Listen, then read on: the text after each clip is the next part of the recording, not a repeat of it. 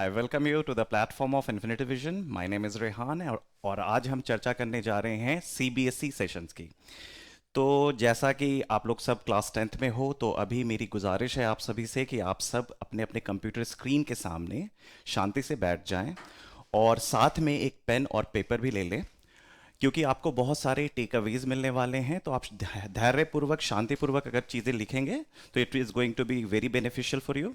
उसके साथ साथ अगर आपके जितने भी डाउट्स हैं, प्रॉब्लम्स हैं या कोई क्वेरीज हैं जो आपको लगता है कि आप सॉल्व करना चाहते हैं या जो आप मुझसे पूछना चाहते हैं, तो आप चैट सेक्शन में वहाँ पे लिख सकते हैं। जैसे जैसे हमें वक्त इजाज़त देगा हम आपके सवाल को भी हैंडल करेंगे धीरे धीरे। ओके बच्चों, आ, तो आपकी इजाज़त है तो शुरू करते हैं आज का कार्यक्रम। जैसा कि आप लोग जानते हैं, सीबीएसई बोर्ड एग्जामिनेशन, अगर आप सही मायने में अगर इसको आप भांपने की कोशिश करेंगे इस एग्जाम को, सीबीएसई बोर्ड एग्जामिनेशन, तो ये बुनियादी तौर पे एक सीधा साधा सरल सा एग्जाम है। पर ये अचानक से बहुत बड़ा और मुश्किल एग्जाम बन जाता है। उसकी कुछ वजहें हैं। सबसे पहली वजह अगर देखें तो आपके पेरेंट्स अचानक से वो क्लास 10th में आपके साथ डिफरेंटली बिहेव करने लगते हैं। वो आपके पर्सनल लाइफ, आपकी एकेडमिक लाइफ में ज़्यादा इंटरेस्ट शो करने लगते हैं और धीरे धीरे कहीं ना कहीं वो वर्बलाइज भी करने लगते हैं कि बोर्ड एग्जामिनेशन है बेटा, पढ़ लो। और आपको ये पता चलता है कि बोर्ड एग्जामिनेशन आपके लिए बहुत इंपॉर्टेंट है और आपके पेरेंट्स के लिए भी बहुत इंपॉर्टेंट है। और धीरे धीरे जो शुरू में आपका एक इंपॉर्टेंस की तरह डेवलप होता है, उनकी वरी भी बनने लगती है कि बेटा I don't know how you are going to perform in your board exam. तो इस तरीके से एक प्रेशर डेवलप होने लगता है। आपके मम्मी पापा का एक कंसर्न और एक क्या कह सकते हैं कि उनकी जो व्याकुलता है वो दिखने लगती है। धीरे धीरे वो चीज़ पापा मम्मी से स्पिल आउट होके क्लोज रिलेटिव्स तक पहुंच जाती है। इनफैक्ट रिलेटिव्स भी जानना चाहते हैं कि आपका परफॉर्मेंस अच्छा चल रहा है कि नहीं, सब ठीक है कि नहीं, सारी चीज़ें समझ में आ रही है कि नहीं, बेटा के बोर्ड प्रिपरेशन की स्ट्रैटेजीज ठीक है कि नहीं। और फिर आगे और बात निकलती है और आसपास के पड़ोस वाले भी काफ़ी ज़्यादा इंटरेस्ट लेने लग जाते हैं। और बात बात पे अगर आपके परिवार में या आपके आसपास कोई बोर्ड टॉपर है प्रीवियस ईयर्स का, तो उसकी बात भी होने लगती है कि प्रीति के तो 98% आए थे, रोहित को तो मैथ्स में 100 में 100 आया था। तो कहीं ना कहीं अचानक से ये जो आपका सेंटर ऑफ अटेंशन बनना और आपकी तुलना होना शुरू होना और आपके लिए एक बेस लाइन या आपके लिए एक मैयार तैयार होना कि भैया इतना तो परफॉर्म करना ही पड़ेगा, ये अचानक से एक थोड़ा सा आपकी प्रेशर बिल्डअप होने लगती है, क्योंकि आपको परफॉर्म भी करना है और अचानक से सब लोग के स्कैनर में भी आप आ चुके हो। उसके बाद एक दो बात और आप सुनते हो कि बोर्ड एग्जामिनेशन है बेटा, पढ़ लो, इसके मार्क्स आपके माथे पे चिपक जाते हैं। माथे पे चिपक जाने का मतलब है कि आप जैसे आगे जाओगे बड़े स्कूल्स में, बड़े कॉलेजेस में, इंटरनेशनल यूनिवर्सिटीज़ में, तो आपके मार्क्स, बोर्ड के मार्क्स बड़े वैल्यू देने लगते हैं। लोग पूछते हैं कि आपके स्कोर क्या थे। उसके बेसिस पे आपका एक परफॉर्मेंस और आपकी प्रोफाइलिंग होने लगती है। तो कहीं ना कहीं लोग ये कहने लगते हैं कि board is very very important. आपकी प्रोफाइल, आपकी एकेडमिक क्रेडेंशियल सब इस पर डिपेंडेंट होती है। तो मैं कहूँगा ये थोड़ा सा ओवर स्टेटमेंट है, बट डेफिनेटली कोई भी एक पर्टिकुलर एग्जाम का परफॉर्मेंस आपकी लाइफ या आपके सक्सेस को फ्यूचर में कंप्लीट चेंज नहीं कर सकती।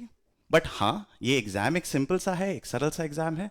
तो अगर हम थोड़ा सा ध्यान दें तो हम एक अच्छा इंप्रेशन क्रिएट कर सकते हैं, क्योंकि आप कहीं भी जाएंगे तो ये तो सच है कि आपके बायोडाटा, आपके सीवीज में आपके बोर्ड्स के स्कोर डेफिनेटली रहेंगे और हमेशा हमारी इमेज, हमारी इंप्रेशन अच्छी होनी चाहिए, सो दैट जब हम कहीं जाएं तो हमें एक रिस्पेक्ट मिले। तो अगर हम थोड़ी सी एफर्ट करके वो रिस्पेक्ट पा सकते हैं तो हमें पाना चाहिए। जैसा कि शुरू में मैंने कहा था कि बोर्ड एग्जामिनेशन अगर सही मायने में देखा जाए तो एक सीधी साधी आसान सी एग्जाम है। इसको कंप्लीट कर देते हैं इस स्टेटमेंट को कि एक्चुअली मैं ऐसा क्यों कह रहा हूं।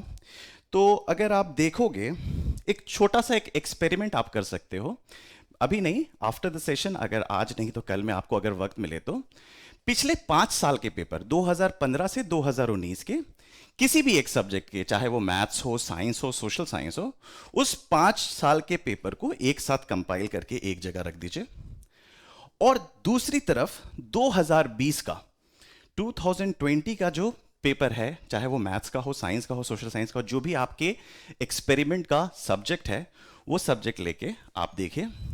आप एक स्ट्रॉन्ग कोरिलेशन देखेंगे कि 2020 के जो सवाल हैं, देखेंगे कि उसमें अच्छे खासी मात्रा में जो सवाल हैं वो रिपीट हुए हैं इन 5 सालों में।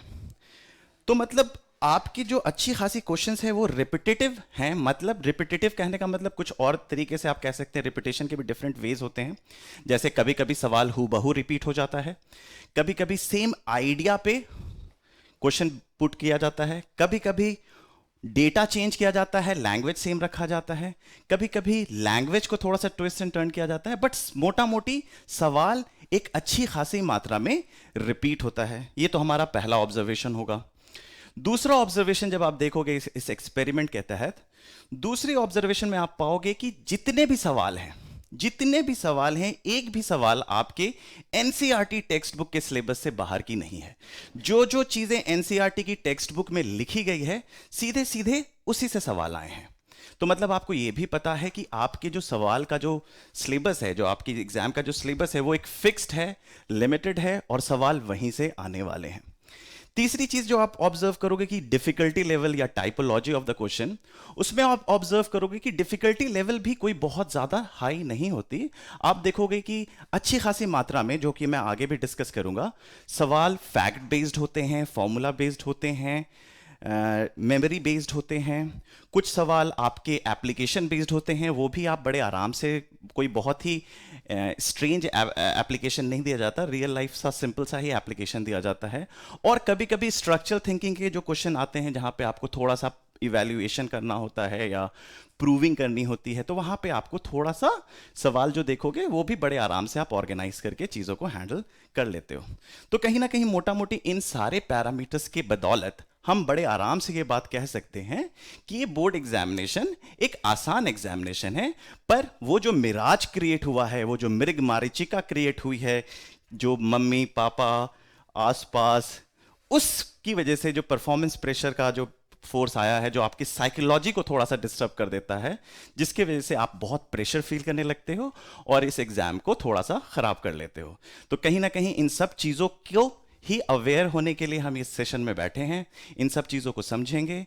और आज का सेशन मैं शुरू करता हूं, और आज का सेशन है how to maximise your score in mathematics. मोटा मोटी आप देखोगे तो जो बेसिक प्रिंसिपल है किसी भी एग्जाम को, किसी भी सब्जेक्ट को मैक्सिमाइज करने का, बुनियादी तौर पे एक ही है। थोड़ी बहुत जो मैथ्स की डिफरेंट नुआंसेस होगी वो मैं आपके साथ डिस्कस करूंगा। तो ये सेशन में आप सिर्फ मैथ्स की ही नहीं, बल्कि ओवरऑल एक जनरल आइडियाज भी आपको समझ में आएगा कि हमें क्यों ये सारी आंसर राइटिंग या क्या क्या स्ट्रैटेजीज हमें अपनानी होगी टू मैक्सिमाइज आवर स्कोर, क्योंकि everyone wants to get the higher score in your board examination. Reason आपको पता है, क्योंकि वो मार्क्स आपके माथे पे चिपक जाएगा। ओके, चलिए आगे बढ़ते हैं। आप जैसे आपका जो मैथ्स का एग्जाम है, अगर मैं मैथ्स एग्जाम की बात करूं तो 21 मई को है, डेट शीट आ चुकी है, राइट। और आप जब एग्जाम देने जाओगे तो अगर आपकी एग्जाम 10:30 में शुरू होनी है, तो आपको आधे घंटे पहले अपने एग्जामिनेशन हॉल में अपनी सीट पे बैठ जाना होता है, और 15-20 मिनट पहले आपको आपकी आंसर बुकलेट और क्वेश्चन बुकलेट दी जाती है, जिसमें आपको लगता है कि वो अभी आपका एग्जाम शुरू नहीं हुआ है, अभी मजे करने का वक्त है। तो कहीं ना कहीं वहां पे हमें कुछ चीजें समझनी है। जब इंस्ट्रक्शंस लिखे होते हैं तो उस इंस्ट्रक्शंस में आपको शुरू में आते ही कुछ डिटेल्स फिल करने होते हैं, जैसे कि आपका रोल नंबर, आपके डिफरेंट कोड्स, जितने भी डिटेल्स आपकी फिलिंग होती है, उस डिटेल फिलिंग एक यूजुअल डिटेल फिलिंग होती है। तो आप थोड़े से कैजुअल हो जाते हैं, और ज़्यादातर बच्चों को कैजुअल इसलिए होते हैं क्योंकि उसमें कुछ है नहीं। लेकिन अगर गलती से खुदा न खास्ता थोड़ी सी कोई गलती हो गई, मान लीजिए रोल नंबर का डिजिट गलत भर दिया या कोड गलत भर दिया, तो कोई बहुत बड़ी गलती नहीं हुई है, वो ठीक हो जाएगी। आप जैसे उसको नोटिस करोगे वो ठीक हो जाएगी, वो आपको करेक्ट कर दिया जाएगा, ऑफिशियली वो भी कर दिया जाएगा। लेकिन पूरी जो मजा होता है आपके एग्जाम का, वो किड़किड़ा हो जाएगा। आप अचानक से पैनिक बटन आपका बच जाएगा, आप परेशान हो जाओगे, क्वेश्चन सॉल्व करने टाइम दिमाग नहीं चलेगा, टाइम वेस्ट होने लगेगा क्योंकि बहुत सारे 4 लोग आके आपके सीट पे खड़े हो जाएंगे और वो सारी चीज़ें फिलिंग रिफिलिंग कराना शुरू कर देंगे। तो इसलिए इंस्ट्रक्शंस में जो डिटेल फिलिंग है वो बहुत इंपॉर्टेंट है और पहली स्टेप है, और पहला स्टेप बहुत इंपॉर्टेंट होता है। उससे आपकी पर्सनैलिटी पता चलती है कि आप कितने ऑर्गेनाइज हैं, कितने माइंडफुल हैं चीज़ों को लेके। जैसे आप आगे बढ़ोगे, दूसरी स्टेप इंस्ट्रक्शंस में और भी चीज़ें लिखी होती है, जैसे कि आपको जो बुकलेट दी गई है, आंसर बुकलेट और क्वेश्चन बुकलेट, उसमें इतने पेजेस हैं, प्लीज वेरीफाई। आप लोग सोचते हो इतने ही होंगे, फिर बीच एग्जाम में अगर पता चलता है कि नहीं, आपकी जो आंसर बुकलेट है या जो आपके क्वेश्चन बुकलेट है वो टेम्पर्ड हैं, प्रिंटिंग मिस्टेक है या पूरी गायब है, तो वो सारी चीज़ें फिर से वो आपको उस स्ट्रेस लेवल पे ले जाएगी जिस स्ट्रेस की मैं बात कर रही हूँ। वो सारी चीज़ें सॉल्वेबल है ड्यूरिंग द एग्जाम, बट कहीं ना कहीं that is going to affect your whole setup, mind setup, and also going to waste your time and going to definitely going to make you lose few marks, right? तो हमें ये पता है कि instructions में दो चीज़ों पे हमें बहुत ज़्यादा ध्यान रखना है, एक डिटेल फिलिंग और दूसरा इंस्पेक्शन। इंस्पेक्शन का मतलब है आपकी बुकलेट, आपके आंसर बुकलेट, आपकी क्वेश्चन बुकलेट सब सही सलामत है, सारी चीज़ें सही प्रिंटेड पेजेस पे है, जितने सेक्शंस होने चाहिए थे उतने सेक्शंस हैं, आखिरी पेज पे जो लिखा है वो प्रिंटेड है या नॉन प्रिंटेड है, क्या वहाँ पे उतने सवाल हैं जितने लिखे हुए हैं। ये सारी चीज़ों को आपको बड़े आराम से देख लेना होगा, राइट? उसके बाद आपका पहला स्टेप ओवर हो जाएगा, जो कि आपके फर्स्ट 20 मिनट्स में ही है। आपका एग्जाम अभी शुरू नहीं हुआ, लेकिन बहुत ही इंपॉर्टेंट है। फिर उसके बाद इंस्ट्रक्शंस में यह भी लिखा रहता है कि आप बिना लिखे हुए अपने क्वेश्चन बुकलेट को पढ़ सकते हैं, क्वेश्चंस को रीड कर सकते हैं, बट आपको लिखना शुरू नहीं करना है। लिखना शुरू करेंगे जब तक बेल नहीं जाएगी। तो बिना पेन उठाए आप अपना क्वेश्चन पेपर उठा सकते हैं, और क्वेश्चन पेपर जब आप उठाते हो तो जब आप क्वेश्चंस देखना शुरू करते हो तो क्या क्या चीज़ें होंगी वो इंपॉर्टेंट है, वो समझना हमारे लिए इंपॉर्टेंट है कि जैसे ही हम क्वेश्चंस जब हम क्वेश्चंस रीड कर रहे हैं तो क्या क्या चीज़ों को हमें ध्यान में रखना है। जब आप क्वेश्चंस रीड कर रहे हो तो आपको सबसे पहले ध्यान में रखना है कि कितने पार्ट्स हैं और कितने सेक्शंस हैं। तो जितने भी सेक्शंस हैं उस सेक्शंस को आपको देखना है कि जितने भी सेक्शंस में जितने क्वेश्चंस होने चाहिए थे वो हैं कि नहीं। फिर उसके बाद आप जब क्वेश्चंस रीड कर रहे हो तो आपको माइंड में क्लैरिटी लेके आनी होगी कि कौन कौन से क्वेश्चंस आपके फैमिलियर हैं। मतलब एग्जैक्टली सेम सवाल आपके मॉक टेस्ट से या आपके प्री बोर्ड से या आपके स्कूल टेस्ट से या आपके एनसीईआरटी बुक से एग्जैक्टली सेम क्वेश्चन आ गया है जो आपने लास्ट वीक ही सॉल्व किया था और उसके आंसर आपके बैक ऑफ द हैंड में रटे हुए हैं। तो वो सारे सवाल आप माइंड में टिक करना शुरू कर दोगे कि अच्छा इतने सवाल तो मुझे आते हैं। तो एक फिक्स हो जाता है कि इतने सवाल तो मैं रात को 2 बजे भी कोई पूछता तो मैं बता देता। तो वो सवाल आपने कैटेगराइज कर लिया कि इसमें तो मैं डेफिनेटली 100% स्कोर करने वाला हूं। फिर उसके बाद कुछ ऐसे सवाल होंगे जहां पे आपका वीक एरिया है, वीक स्पॉट्स है, जहां पे आप घबरा जाते हैं, डर जाते हैं, तो वो सारे सवाल भी आपको दिखने लग जाएंगे। कुछ ऐसे पोर्शन भी दिखेंगे जो हाँ थोड़ा वक्त दूंगा मैं तो इसको बड़े आराम से कर सकता हूं। तो ऐसे करके आप डिफरेंट कैटेगरीज बना लेते हो क्वेश्चंस के, तो आपके माइंड में एक क्लियर विजन आ जाता है कि how you are going to approach your paper, how you are going to start your paper, how you are going to attempt your paper, right? यहां तक कोई दिक्कत नहीं है। उसके बाद सीबीएसई आपको कभी कोई सीक्वेंस के लिए नहीं बोलता कि आपको इसी सीक्वेंस में पेपर लिखना है। आप किसी भी सीक्वेंस में पेपर लिख सकते हैं, बट डेफिनेटली आप जब सीक्वेंस अपना क्रिएट करें तो उस वक्त एक चीज का ध्यान रखें, और ध्यान वो कि एक सेक्शन के क्वेश्चंस को मैं एक साथ रखूं, उसको मैं इधर उधर ना फेंकूं। The only reason is for the convenience of the person who is going to correct your notebook, क्योंकि उसे भी हमें खुश रखना है। अगर वो दुखी हो गया आपके आंसर करेक्टिंग में, उसको बहुत ज़्यादा इधर से उधर जंप करना पड़ रहा होगा, तो उसकी फीलिंग आपको आपकी नोटबुक को लेके डिस्टर्बिंग हो सकती है, और आपकी छोटी मोटी जो गलती होगी जिसे वो नज़रअंदाज कर सकता था वो नहीं करेगा। तो इसलिए आपकी जो ऑर्गेनाइजिंग स्किल है कि आप कैसे पेपर को अटेम्प्ट करेंगे, कैसे करेंगे, ये सारी चीज़ें बहुत मैटर करेगी। और ये सारी चीज़ें आपके 10:30 से पहले, पेपर के बिल करने से पहले ये क्लैरिटी आपके हाथ में आ जानी चाहिए, सो दैट 10:30 से 1:30 का जो पीरियड है that should go very fluid, that should go very Swift, right? और आपकी माइंडसेट, आपकी टाइम, कोई ब्यूरोक्रेसी डिस्टर्बेंस ना आए कि कोई पेपर देख रहा है आपका, चेक कर रहा है, सिंपल साइन होगा, साइन कर देना है, साइन चला जाएगा, राइट। तो ये सारी चीज़ों को आपको ध्यान में रखना है। That is what is instruction is important. अगर मैं फॉर्मेट ऑफ पेपर की बात करूं मैथमेटिक्स की, तो आपको पता है कि दो पार्ट होते हैं मैथमेटिक्स सेक्शन में, जो आप इस साल का सैंपल पेपर भी देखे होंगे, अभी आपने मॉक टेस्ट भी दिया है, स्कूल के प्री बोर्ड्स भी दे रहे होंगे, तो आप अब तक ये बात जान गए होंगे कि दो पार्ट्स हैं मैथमेटिक्स पेपर के, पार्ट ए और पार्ट बी। पार्ट ए में 2 सेक्शन हैं और पार्ट बी में 3 सेक्शन। पार्ट ए के जो 2 सेक्शंस हैं, पहला सेक्शन होगा जो 1 मार्कर क्वेश्चन है, जिसमें 16 क्वेश्चंस आने वाले हैं और सारे 16 क्वेश्चंस आपको अटेम्प्ट करने हैं। उसमें से कोई भी ऐसा नहीं है कि कोई एक करना, कोई 15 करना है, 14 करना है, नहीं, all 16 are compulsory and they will contain 1 mark. मैं आगे बात करूंगा कि 1 मार्कर क्वेश्चन को कैसे अप्रोच करना है, what should be your style. कुछ क्वेश्चंस सेक्शन ए में जो 16 मार्क्स होंगे, उसमें कुछ क्वेश्चन हो सकता है आपको इंटरनल चॉइस हो, मतलब डू दिस और दिस। इंटरनल चॉइस के टाइम में जरूर माइंडफुल रहें कि कौन सा क्वेश्चन आपको अटेम्प्ट करना है। You have to be very clear with the pick.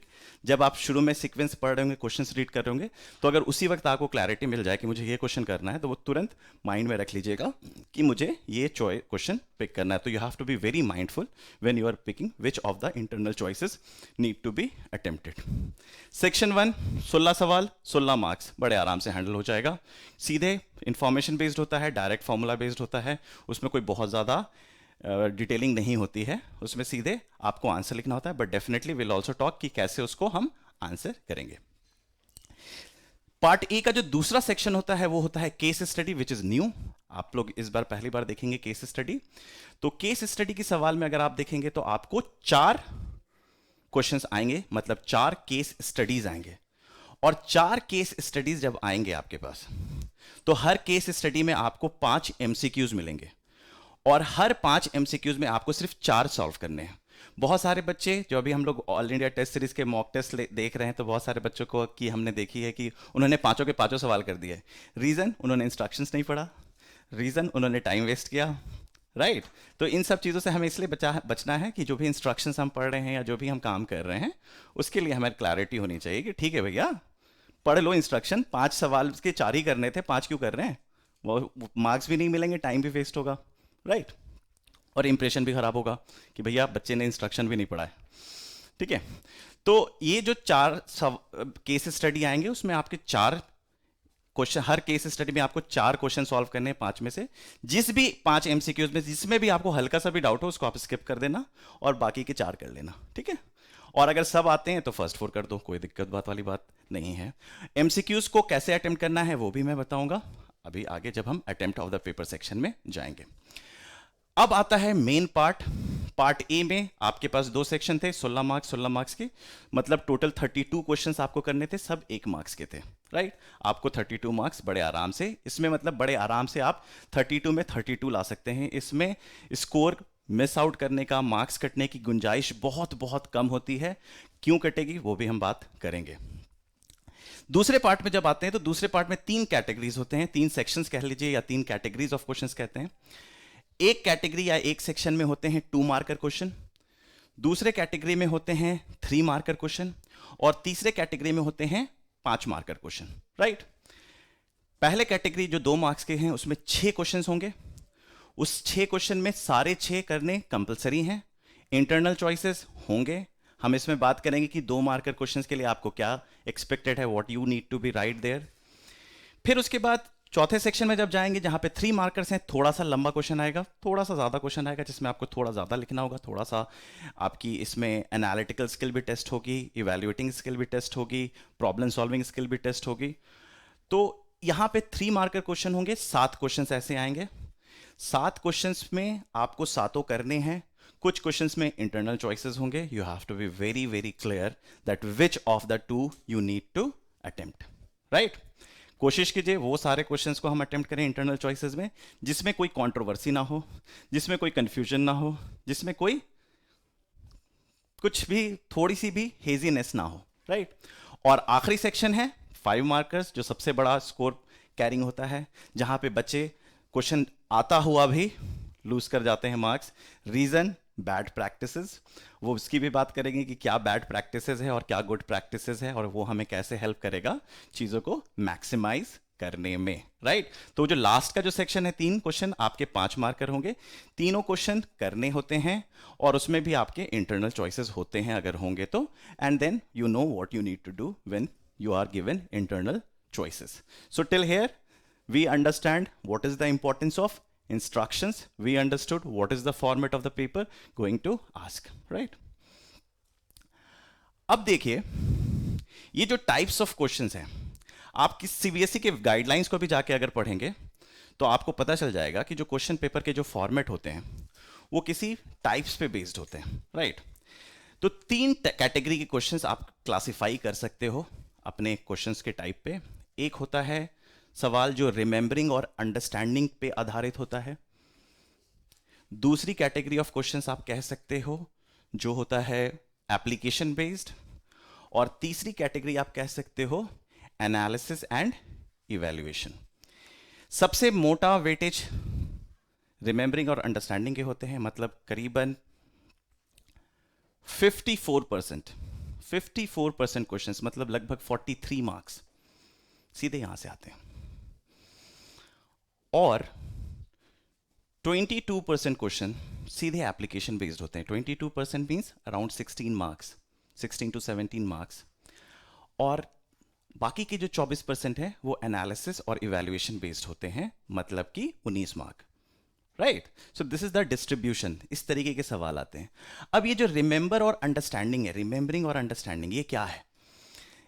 मतलब आपके जो 43 मार्क्स के सवाल आने वाले हैं एससी में, वो सीधे सीधे formula based, result based, definition based, और ये जो मैं कह रहा हूं ये सिर्फ मैथ्स का नहीं कह रहा हूं, ये मोटा मोटी सारे पेपर का है, ठीक है। लेकिन मैथ्स में आपको इसमें ज़्यादा अच्छे से आप इसको समझ पाओगे कि ये जो रिमेंबरिंग और अंडरस्टैंडिंग है ये क्या हुआ। मतलब आपको फॉर्मूला याद था कि नहीं, आपको डेफिनेशन याद था कि नहीं, आपको थ्योरम का स्टेटमेंट याद था कि नहीं, आपको ये कॉन्सेप्ट याद था कि नहीं, आपको ये रिजल्ट याद था कि नहीं, क्या इन रिजल्ट को आप लगा पा रहे हो, इससे डायरेक्ट क्वेश्चन जो आ रहे हैं उसको आप सॉल्व कर पा रहे हो।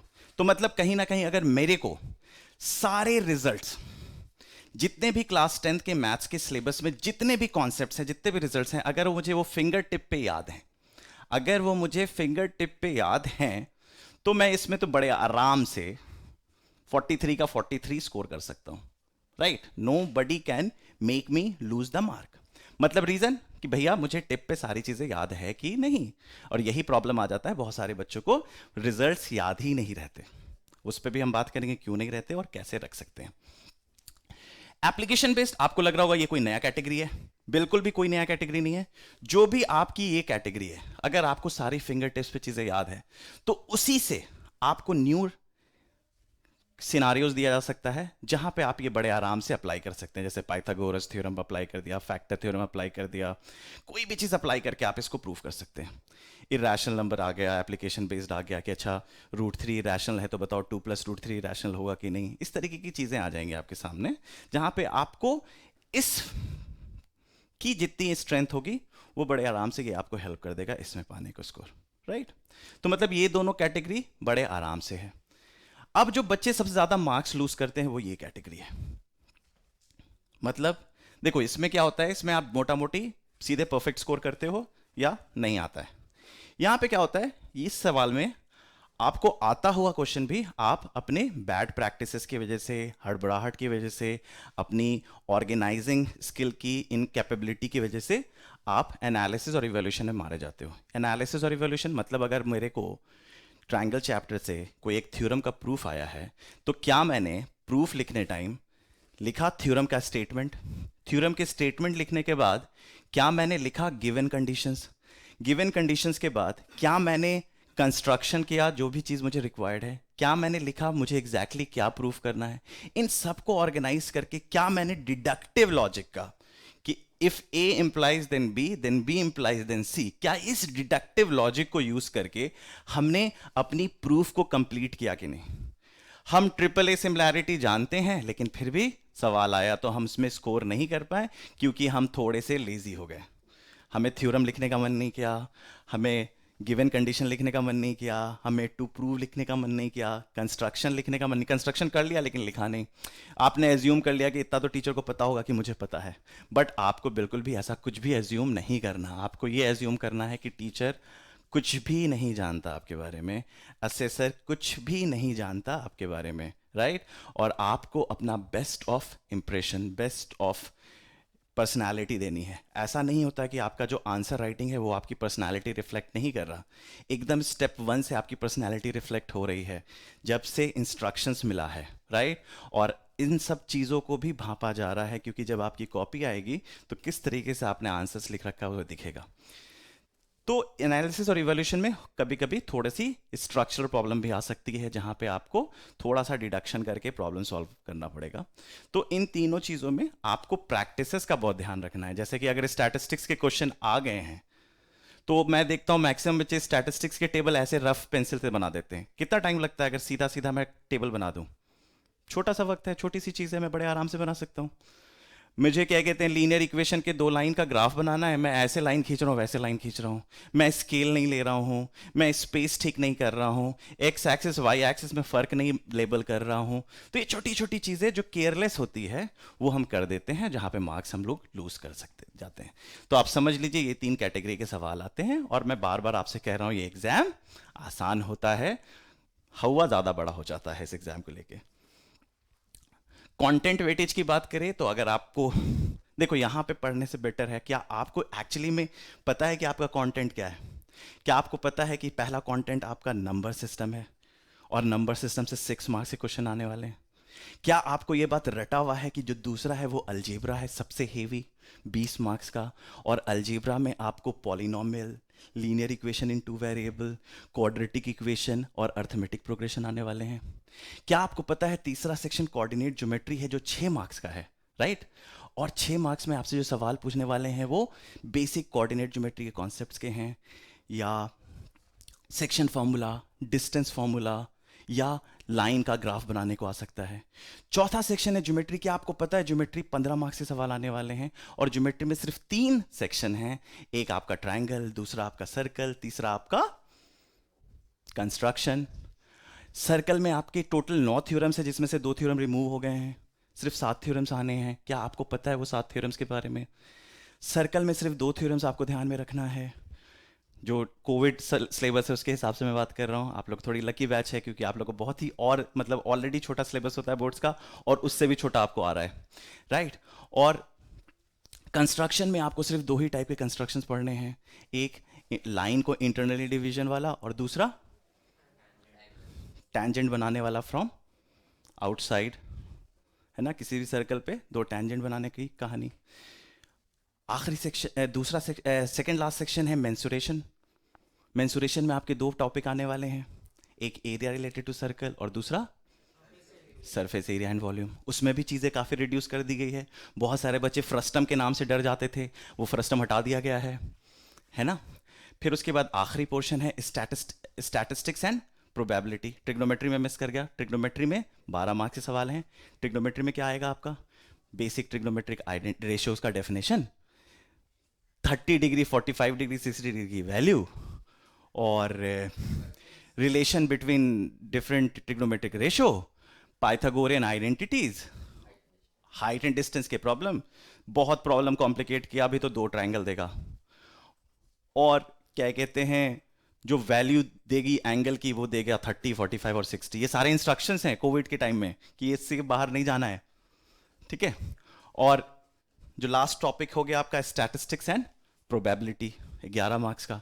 स्टैटिस्टिक्स में भी आपको स्टेप डेविएशन मेथड हटा दिया गया है, आपको सिर्फ mean mode, mean median mode की एम्पेरिकल रिलेशनशिप जाननी है, ग्रुप डेटा के कहानी जाननी है, और प्रोबेबिलिटी में आपको क्लासिकल डेफिनेशन ऑफ प्रोबेबिलिटी जाननी है कि क्लासिकल डेफिनेशन क्या होता है, टोटल सैम्पल स्पेस क्या होते हैं, फेवरेबल आउटकम क्या होता है, favourable outcome upon total sample is the classical definition of probability. क्या ये सारे रिजल्ट्स आप ये ध्यान में, मेमोरी में, अगर आप सुबह उठो और क्या ये सारी चीज़ें बिना बुक खोले लिख पा रहे हो? अगर लिख पा रहे हो तो इसका मतलब सब सही है, नहीं लिख पा रहे हो तो मतलब दिक्कत है ना। अगर मैं एक एक कैटेगरी की बात करूं, देखो जैसे रियल नंबर 6 मार्क्स के सवाल आने वाले हैं, राइट। और इसमें आपके सिर्फ 3 पोर्शन पूछे जाएंगे। फंडामेंटल थ्योरम ऑफ अर्थमेटिक, क्या आपको पता है फंडामेंटल थ्योरम ऑफ अर्थमेटिक क्या होता है? Sir unique prime factorisation theorem, मतलब सर अगर कोई भी पॉजिटिव इंटीजर लें 1 से ज़्यादा तो हम उसको uniquely as a prime factor लिख सकते हैं। इसी पे बेस कोई क्वेश्चन आ गया तो आ गया, या एज इट इज़ डेफिनेशन आ जाएगा। दूसरा आपसे पूछा जाता है कि इरेशनल नंबर है, इसको प्रूफ कर दो। भैया आपको ये भी पता है कि हिस्टोरिकल एविडेंसेस के तहत कि √2 सबसे पहला इरेशनल नंबर था जो फाउंड हुआ था, पाइथागोरियंस ने किया था। आपको उसको प्रूफ करना भी आ जाता है, that is the proof through contradiction, कि लेट द √2 बी, पहले आप कॉन्ट्रडिक्शन मतलब आप एज्यूम करते हैं कि √2 एक रैशनल नंबर है। आपको पता है रैशनल नंबर का डेफिनेशन क्या होता है, तो आप √2 को p/q के फॉर्म में लिख देते हैं और बोलते हैं p and q are integers. फिर आप लिखते हैं q is not equal to 0, फिर आप लिखते हैं p and q are coprime. ये सब आप लोग लिखते नहीं है, आप लोग सीधे लिखते हैं √2 is equal to p/q, assume करते हैं कि टीचर को सब पता है। अरे टीचर को तो सब पता है, टीचर एसेस कर रहा है, आपको पता है कि नहीं, राइट? तो ये सारी चीजें जो मैंने अभी बोला इसे लिखना होता है, इसे लिखना होता है। नहीं लिखोगे तो आपको क्या लगेगा टीचर को कि ये कहीं से देख के लिख रहा है। बोर्ड एग्जाम में देख सकते हैं इधर उधर, ऐसा होता है क्या? नहीं देख सकते, लेकिन क्या पता आपको वैसा एजम्पशन, ऐसा चीज लाना ही नहीं है दिमाग में एग्जामिनर के। अगर आपको पता है √2 is equal to p/q where p and q are integers and q is not equal to 0 and p and q are coprime, अगर ये स्टेटमेंट लिखना है तो लिख दो ना, लिख क्यों नहीं रहे हो, राइट? और फिर उसके बाद आप आगे बढ़ते हो कि अच्छा √2 is p/q, let's square it up. √2 को देख के रूट को हटाने का सबसे अच्छा तरीका क्या होता है? स्क्वायर कर दो। फिर आप कहते हो अच्छा p² is equal to 2q², p² is 2q², मतलब p² एक इवन नंबर है। अगर p² एक इवन नंबर है तो p भी इवन है, तो p is equal to 2n। ये स्टेटमेंट लिखते नहीं हो, सीधे लिख देते हो p is equal to 2n। लिखना है कि क्यों p is equal to 2n लिख रहे हो। फिर p² में डालोगे 2n का square, 4n² is equal to 2q², q² is equal to 2n², मतलब q² भी इवन है, q² इवन है, इसका मतलब q भी इवन होगा। तो मतलब ये कॉन्ट्रडिक्शन हो गया, क्योंकि आपने शुरू में क्या लिखा था कि p एंड q आर को प्राइम, अब आप कह रहे हो p भी इवन है, q भी इवन है, तो that contradicts our statement and that is the proof. Done, you will get the 5 marks. अगर 5 मार्क्स से क्वेश्चन आता है 3 मार्क्स तो 3 में मिलेगा। और लिखने में कितना टाइम लगेगा? Hardly 2 minute to 3 minute, right? और अगर आपकी प्रैक्टिस और अच्छी है तो और जल्दी लिख लोगे। तो मतलब जब आपको पता है किसी क्वेश्चन में आएगा डेसिमल रिप्रेजेंटेशन, ये तो भैया 8th क्लास के बच्चे का सवाल है।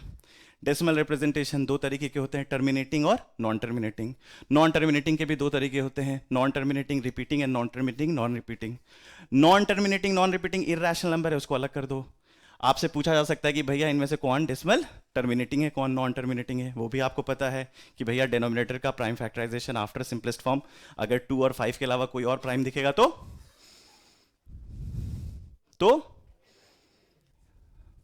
मतलब नॉन टर्मिनेटिंग एंड रिपीटिंग है, इसका मतलब वो इरेशनल नहीं है, नॉन टर्मिनेटिंग एंड रिपीटिंग है, राइट? तो ये सारी चीजें आपको ध्यान में रखनी है।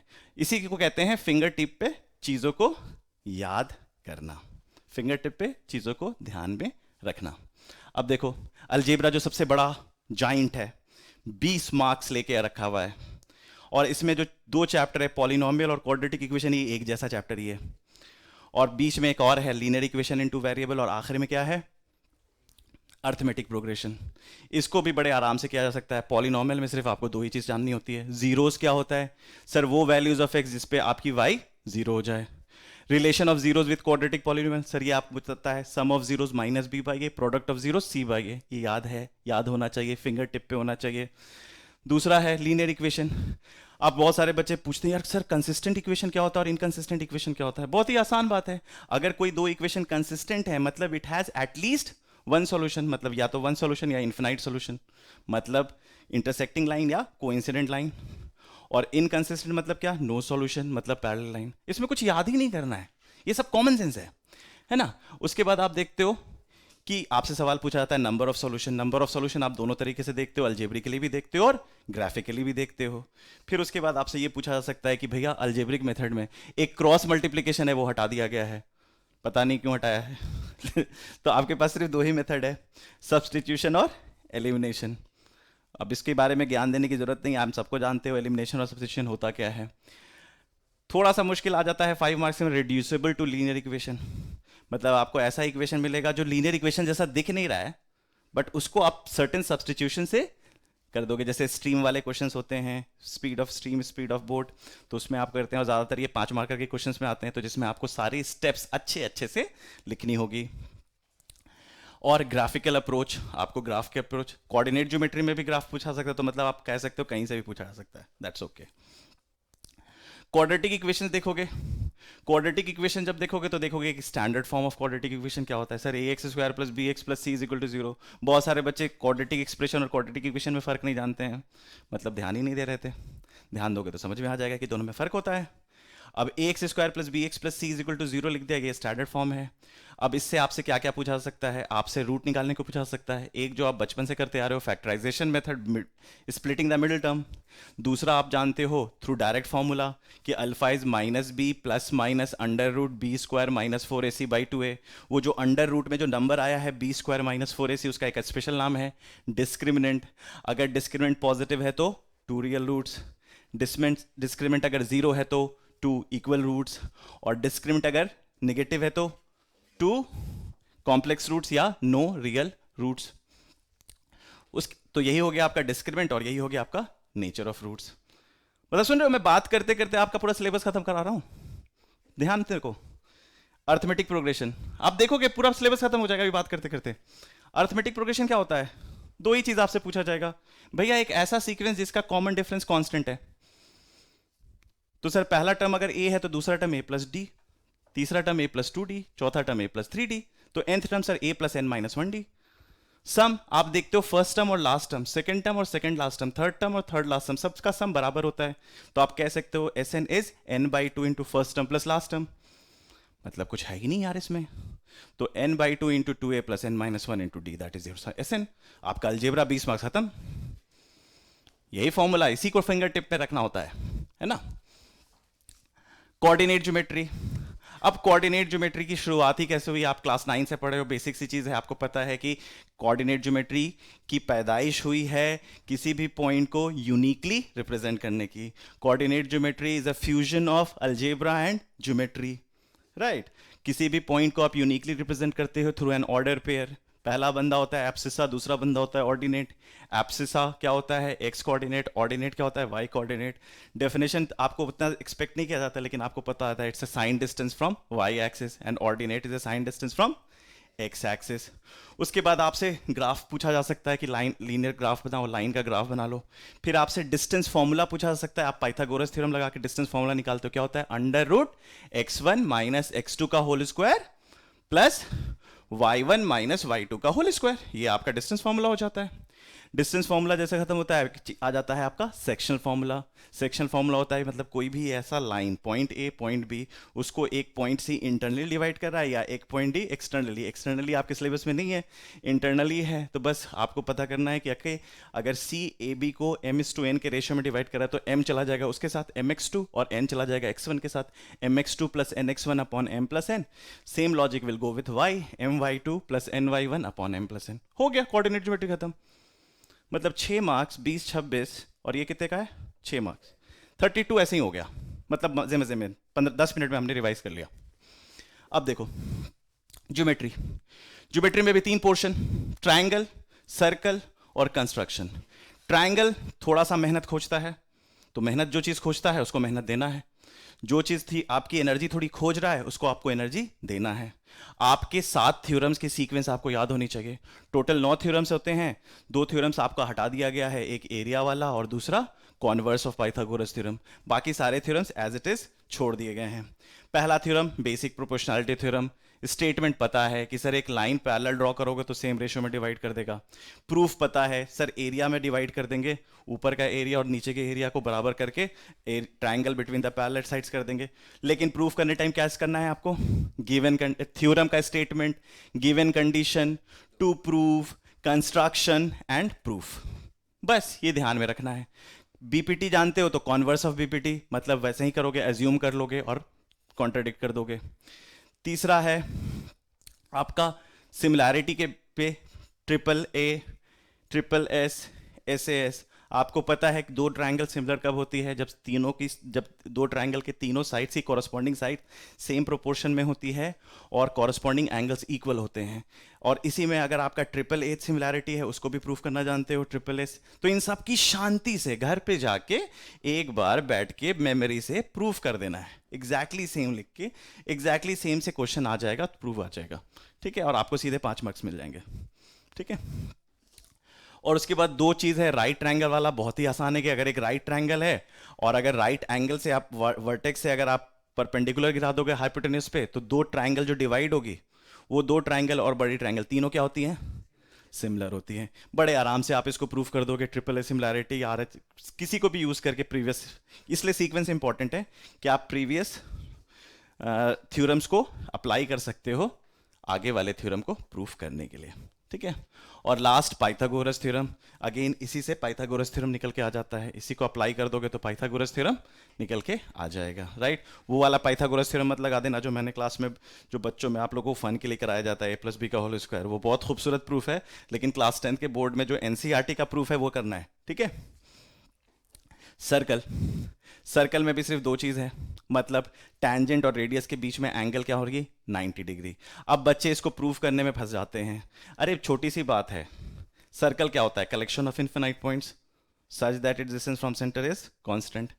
लाइन भी इन्फिनाइट पॉइंट्स होते हैं, तो टैंजेंट और सर्कल की रिश्ता क्या होती है कि वो लाइन सर्कल से टोटली बाहर है, just touching the circle eight one point, तो सिर्फ एक ही पॉइंट ऑफ इंटरसेक्शन है, उसे आप पॉइंट ऑफ टेंजेंसी भी कहते हो, पॉइंट ऑफ कांटेक्ट भी कहते हो, और बाकी सारी पॉइंट बाहर है।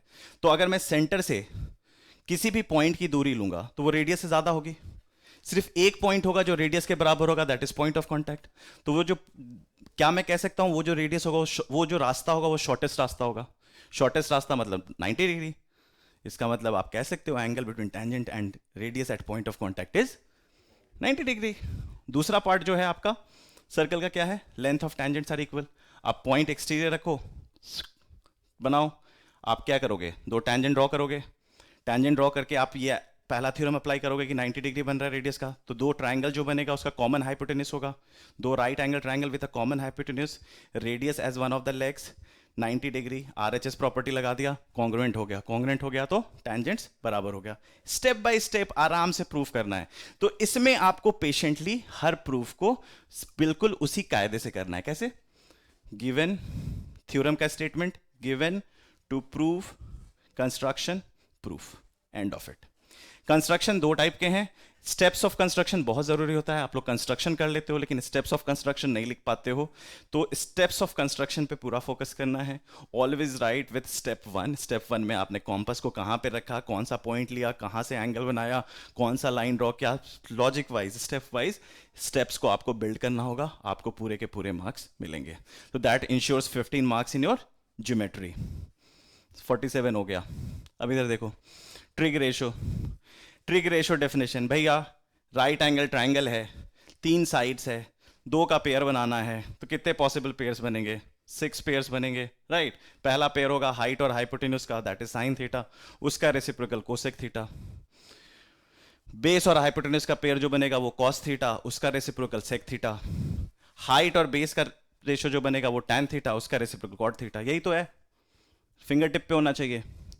फिर उसके बाद 30, 45, 60, 45 डिग्री की वैल्यू निकालने के लिए क्या करना है, राइट आइसोसेलेस ट्रायंगल बनाना है, तो दोनों साइड बराबर हो गया, तो आप सारे 45 से सारे रेशोज आ जाएंगे। साइन 45 1/√2, कॉस 45 1/√2, टैन 45 1, उसका रेसिप्रोकल ले लो, get the corresponding one. 60 degree या 30 डिग्री के लिए आपको इक्विलेटरल ट्रायंगल बनाना पड़ता है, 2a 2a 2a साइड्स का लेते हो, परपेंडिकुलर ड्रॉप करते हो, ट्रायंगल हाफ में डिवाइड हो जाता है, राइट एंगल ट्रायंगल मिलके आ जाता है, जिसका हाइपोटेन्यूज 2a हो जाता है, बेस a हो जाता है, और हाइपोटेन्यूज और हाइट √3a हो जाता है। उससे आप साइन 60 डिग्री क्या होता है, sine 60 degree √3/2, cos 60 degree half, और टैन 60 डिग्री √3, और 30 डिग्री के लिए उसका कॉम्प्लीमेंट्री डाल देते हो, या ऐसे भी देख सकते हो। आ गया, बस ये ध्यान में रखना है। फिर उसके बाद पाइथागोरियन आइडेंटिटीज, एक रिलेशन बिटवीन डिफरेंट ट्रिग्नोमेट्री, आपको पहले ही बता दिया, साइन कोसेक का रिलेशन, टैन कॉट का रिलेशन, सेक कोसेक का रिलेशन। पाइथागोरियन आपको पता है a square plus b square is equal to c square, मतलब base square plus height square is equal to hypotenuse square. अगर मैं हाइपोटेनस से दोनों साइड डिवाइड कर दूं तो base square upon hypotenuse square plus height square upon hypotenuse square is equal to 1, मतलब altitude square मतलब sine square theta plus cos square theta equal to 1। उसी को आप फर्दर ले जाओगे तो 1 plus tan square theta is sec square theta and 1 plus cot square theta is cosec square theta, right. यहां से आपका पूरा ट्रिग्नोमेट्री खत्म हो जाएगा। Problems on height and distance, अंग्रेजी भाषा आती है तो आप समझा कर लोगे, क्योंकि ऊपर की ही चीज़ों को अंग्रेजी भाषा में वर्ड प्रॉब्लम में दिया जाता है, केस स्टडी में दिया जाता है, जहां पे आपके पास दो वर्ड का यूज होता है, एंगल ऑफ एलिवेशन और एंगल ऑफ डिप्रेशन। अब बच्चे एंगल ऑफ एलिवेशन और एंगल ऑफ डिप्रेशन में पता नहीं क्यों डिप्रेस हो जाते हैं। बड़े आराम से आसान से किया जा सकता है, अगर मैं नीटली डायग्राम बनाऊं तो बड़े आराम से सॉल्व कर लेंगे, राइट। ये हो गया आपका 12 मार्क्स। अब लास्ट की 21 मार्क्स हो गए, बच गए, मतलब 60 हमने ऐसे ही खड़े खड़े रिवाइज कर दिया। कितना टाइम लगा? 10 15 20 मिनट। ये देखिए मेंसुरेशन, सर्कल का एरिया सर्कमफेरेंस आपको पता है, sector is theta by 360 into pi r square, theta by 360 into 2 pi r is length of arc, और पेरीमीटर निकालना है तो 2 रेडियस और ऐड कर दो। सेगमेंट क्या हो गया? सेगमेंट हो गया सर वो जो सेक्टर है उससे ट्रायंगल अगर मैं काट दूं तो जो बचा है वो सेगमेंट है। तो मतलब सर सेक्टर का एरिया निकालूं और ट्रायंगल का एरिया निकालूं तो मेरे पास सेगमेंट का एरिया आ जाएगा, उसका भी पेरीमीटर आप निकाल सकते हो। फिर उसके बाद कंपाउंड ऑब्जेक्ट में भी आपको क्लियर है, सरफेस एरिया वॉल्यूम में जब जाओगे तो जो सबसे बड़ा पार्ट था फ्रस्टम वो हटा दिया गया है, जो सबसे मुश्किल वाला पार्ट होता है। इसमें आपको बस ध्यान में ये रखना है, 9 से आप सरफेस एरिया वॉल्यूम पढ़ रहे हो तो इंटर कन्वर्जन आपको यूनिट्स का पता ही होता है। तो इस बार सीधे सीधे एक कंप्लीट ऑब्जेक्ट नहीं देगा, कंपाउंड ऑब्जेक्ट देगा, मतलब cube, cuboid, sphere, hemisphere, right cylinder and right cone. इन 6 में से किसी भी 2 को ही यूज करके फ्यूज करके आपके सामने एक यूनिक ऑब्जेक्ट देगा, और उस यूनिक ऑब्जेक्ट का आपसे सरफेस एरिया पूछ सकता है, उस यूनिक ऑब्जेक्ट का आपसे वॉल्यूम पूछ सकता है, और उसकी कैपेसिटी भी पूछ सकता है। आपको 1 मीटर क्यूब इज 1000 लीटर का इंटर कन्वर्जन पता होना चाहिए, या 1 क्यूबिक मीटर इज 1 ml, ये भी पता होना चाहिए, राइट। और उसके बाद आपसे पूछा जा सकता है converting solid, one solid to another solid, मतलब आप किसी सॉलिड को लेगा, मेल्ट करेगा, नया शेप देगा, बोलेगा भैया वॉल्यूम कांस्टेंट है गया तो सरफेस एरिया चेंज हुआ है, सरफेस एरिया बताओ क्या होगा। या एटमाइजेशन पे क्वेश्चन आ जाएगा कि एक फ्यूल इंजेक्टर से एक बबल बड़ा सा वो छूट के छोटा छोटा बबल्स बन गया है, तो बताओ, है ना। इस तरीके के सवाल आप लोग ऑलरेडी कर चुके हैं। और स्टैटिस्टिक्स में आप बच्चे लोग क्या गलती करते हो? आप लोग टेबल्स नहीं बनाते हो, आप लोग टेबल रफ बनाते हो, सारे कॉलम ठीक से नहीं बनाते हो, सही इन्फॉर्मेशन ठीक से नहीं लिखते हो, गलत इन्फॉर्मेशन लिख लेते हो। तो वो सारी गलतियां जो आपसे हो जाती है वो नहीं करनी है। और क्लासिफिकल डेफिनेशन में आपको कार्ड का सारा आउटकम पता होना चाहिए। डेक कार्ड का जो 52 कार्ड्स होते हैं, तो जो 52 कार्ड्स में कितने डायमंड होते हैं, डायमंड और हार्ट, जैक, स्पेड और क्लब, ये 4 होते हैं, जिसमें 2 ब्लैक होते हैं, 2 रेड होते हैं। हर कैटेगरी के 13 कार्ड्स होते हैं, जिसमें 9 नंबर्ड कार्ड होते हैं, 4 फेस कार्ड्स होते हैं, किंग, क्वीन, जैक, एस। ये सारी चीज़ें पता होनी चाहिए। डाइस वाली भी कॉम्बिनेशन पता होनी चाहिए कि 2 डाइस को फेंका जाता है तो क्या क्या सैंपल स्पेस बनते हैं, क्या क्या फेवरेबल होंगे। 3 डाइस को तक तो आता नहीं है, लेकिन अगर आ भी गया तो you know the trick how to handle it. So this covers the complete revision which needs to be done on the fingertip every day, because जो भी क्वेश्चन आएंगे उतने ही रिजल्ट्स में आएंगे जो मैंने अभी आपसे बात की, राइट। कोई सवाल यहां तक तो बताइए, नहीं तो मैं पानी पी लेता हूं। Any online question?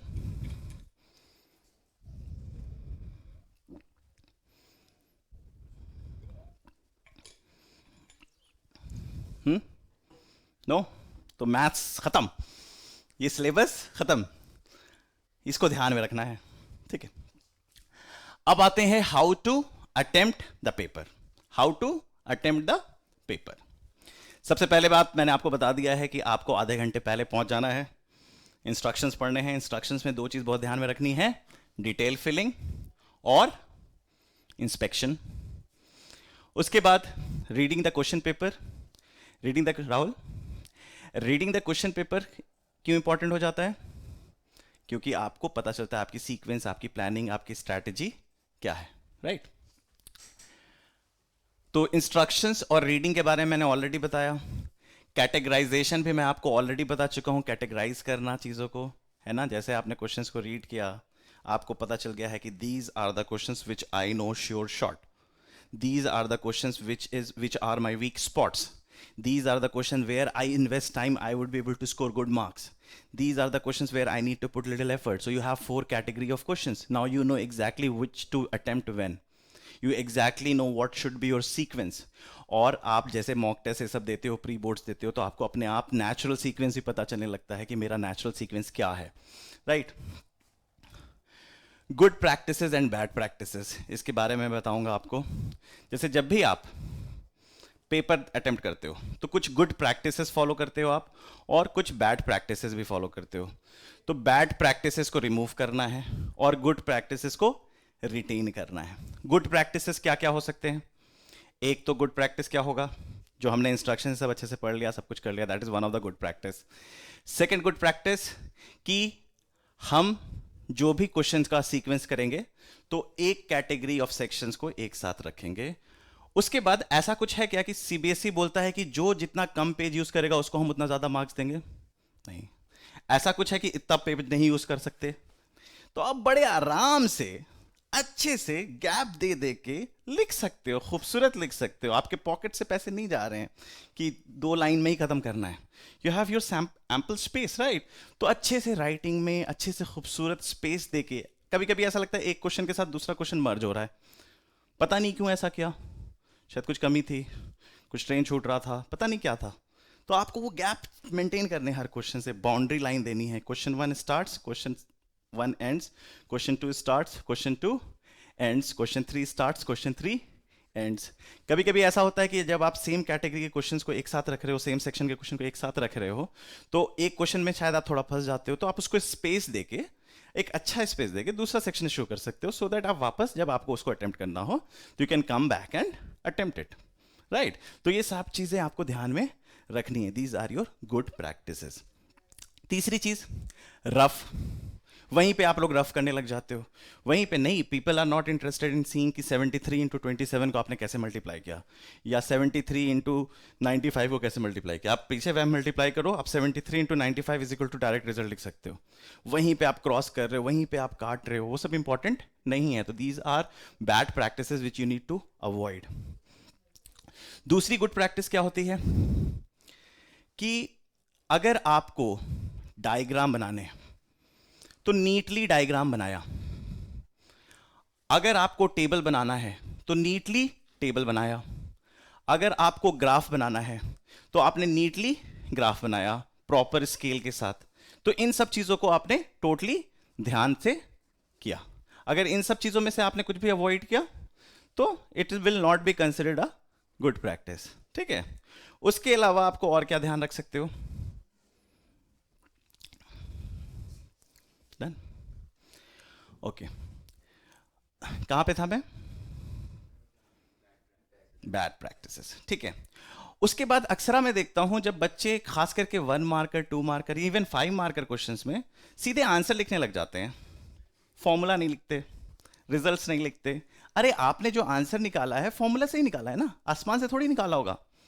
आपने डेफिनेशन, फॉर्मूला, रिजल्ट्स ये सब यूज करके ही आंसर निकाला होगा ना। तो क्या मैंने उसको लिखा है, क्या मैंने उसको मेंशन किया है? आप लोग नहीं करते हो, आप लोग सीधे आंसर लिख देते हो। इनफैक्ट ऑप्शन वाले एमसीक्यू वाले क्वेश्चन में सीधे ऑप्शन ए लिख के चले जाते हो। तो it's a good practice always to mention कि भैया ये फॉर्मूला है, इसको मैंने अप्लाई किया है। 1 मार्क का क्वेश्चन है तो भी मैं लिख सकता हूं, 1 मार्क का क्वेश्चन है तो मैं एक लाइन भी लिख सकता हूं कि why how I got this answer. 2 mark का क्वेश्चन है तो मैं दोनों फॉर्मूला रिजल्ट्स अच्छे से लिख सकता हूं, ऑर्गेनाइज करके बता सकता हूं। तो कहीं ना कहीं सारी चीजों को हमें समझना है। और एक और प्रैक्टिस है जो हम मिस आउट कर जाते हैं, क्या हमने क्वेश्चंस को ठीक से पढ़ा? कभी कभी क्या होता है कि हम क्वेश्चंस ही ठीक से नहीं पढ़ते हैं और आंसर, क्वेश्चन कुछ और पूछ रहा और आंसर हम कुछ और कर रहे हैं। हमने डिमांड ऑफ द क्वेश्चन समझा ही नहीं। क्वेश्चन एग्जैक्टली क्या पूछ रहा था, आपको क्वेश्चन में करना क्या था, आप हड़बड़ी में थे, आपने एज्यूम किया ये पूछा गया, आपने सॉल्व कर दिया, आपने क्वेश्चन को वक्त नहीं दिया। जब भी आप क्वेश्चन को पढ़ो तो ये थंब रूल बना लो कि क्वेश्चन में ही आंसर छुपा होता है। हमेशा ध्यान रखना, जो भी आंसर होगा वो क्वेश्चन में ही छुपा हुआ है। तो ये हमेशा ध्यान में रखो कि मुझे क्वेश्चन से बात करनी है। आप जब भी क्वेश्चन को 2 से 3 बार पढ़ोगे, अपने आप पता चल जाएगा क्या बोल रहा है क्वेश्चन, क्या एग्जैक्टली डिमांड है क्वेश्चन का। तो कहीं ना कहीं reading the question is also play a very very important good practice. ठीक है, तो इन सब चीज़ों को ध्यान में रखना है। जैसे कि आप टेस्ट दे रहे होगे तो आपकी एनालिसिस होगी, टीचर्स आपको इंस्ट्रक्शंस देते होंगे, सजेशंस देते होंगे, तो उसको बहुत ही स्ट्रांगली फॉलो करना है। मैं कुछ क्वेश्चन लाया हूं from the paper, sample paper, जो इस पे हम डिस्कस कर सकते हैं कि कौन से क्वेश्चन पे हमें कितना लिखना चाहिए। राइट, जैसे ये सवाल है, ये 1 मार्कर सवाल है। ठीक है, सेक्शन 1 से उठाया गया है, 7वां क्वेश्चन है। क्वेश्चन क्या है देखिए, find the roots of the equation. मतलब पहला सवाल क्लियर है, ये फैक्टराइजेशन से सॉल्व करने को कह रहा है, और इसमें एक इंटरनल चॉइस भी है। For what value of a quadratic equation has no real root. तो मतलब एक सवाल है फैक्टराइजेशन पे और एक सवाल है नेचर ऑफ द रूट पे। मतलब क्वाड्रेटिक इक्वेशन में भी 2 पोर्शन में पूछ लिया है। अब आपको जिस पोर्शन में ज्यादा कॉन्फिडेंट वो अटेम्प्ट कर लो। सिंस सबको, आई एम श्योर सबको मैक्सिमम पहले इस पे बड़ा कॉन्फिडेंस रहता है, क्योंकि आपके पास 2 मेथड है, फॉर्मूला मेथड और स्प्लिटिंग द मिडिल टर्म। कोई भी एक यूज कर लो। अगर मान लो आप स्प्लिटिंग द मिडिल टर्म कर रहे हो तो इसको अटेम्प्ट ऐसे करोगे, सॉल्विंग फॉर x। ठीक है, आप स्टार्ट कर सकते हो अपना equation solving for x square plus 7x plus 10 is equal to 0। अब बच्चे क्या करते हैं, सीधे मिडिल टर्म स्प्लिट कर देते हैं विदाउट राइटिंग की एग्जैक्टली क्या हुआ। तो आप जब नेक्स्ट स्टेप पे जाओ, ये सिंबल लगाओ जो इंप्लाई का हो, जो आप फर्स्ट स्टेप से दूसरे स्टेप पे आए हो, और फिर आप इसे लिखो x square plus 5x plus 2x plus 10 is equal to 0, और यहां पे लिख दो by splitting the middle term. कितना टाइम लगेगा, है ना, लिख देंगे by splitting the middle term. खूबसूरत हैंडराइटिंग में लिख देंगे, एक लाइन के बाद एक लाइन का गैप देके दूसरे लाइन पे लिखेंगे। अब उसके बाद taking common factor,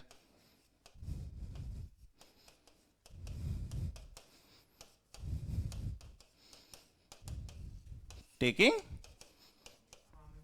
common factor, एक मार्क का है तो CF भी लिख सकते हो, और उसके बाद x plus 2 into x plus 5 is equal to 0, which means either x plus 2 is 0 और 5 is 0, which means x is equal to -2 और x इज इक्वल टू -5। बहुत सारे बच्चे होते हैं सीधे ही आंसर लिख देते हैं। बहुत सारे बच्चे होते हैं कि ठीक है सॉल्व किया, ये नहीं लिखा, बट आई वुड से ये लिखना चाहिए। क्यों लिखना चाहिए, क्योंकि अगर आप ये लिख दोगे ना तो आपके बारे में पता चलेगा एग्जामिनर को कि लड़का बड़ा अच्छा है या लड़की बड़ी अच्छी है, बड़े अच्छे से सब कुछ ऑर्गेनाइज करके लिखती है सारा स्टेप्स। तो मतलब क्या होगा कि आगे आपके पेपर को लेके वो पॉजिटिव फील करने लगेगा। राइट, तो कोई भी एक करना था और इस तरीके से सॉल्व कर देना था। राइट, तो इंटरनल चॉइस बहुत बड़ा रोल प्ले करता है कि कौन सा क्वेश्चन हमें अटेम्प्ट करना है। दूसरा है, नहीं सर मुझे नेचर ऑफ रूट्स पे जाना है, तो आप लिख सकते हो as we know for a quadratic equation ax square plus bx plus c for no real roots discriminant should be strictly less than 0। ये स्टेटमेंट लिखो फिर सॉल्व कर दो। Here the question is this, the discriminant would be this, it needs to be strictly less than 0, और value of निकाल दो, वो एक और क्वाड्रेटिक बन जाएगा। तो जो भी बच्चा क्वाड्रेटिक में अच्छे से प्रैक्टिस किया हुआ उसको पता है पहला करना है दूसरा नहीं करना है, क्योंकि दूसरा टाइम ले जाएगा।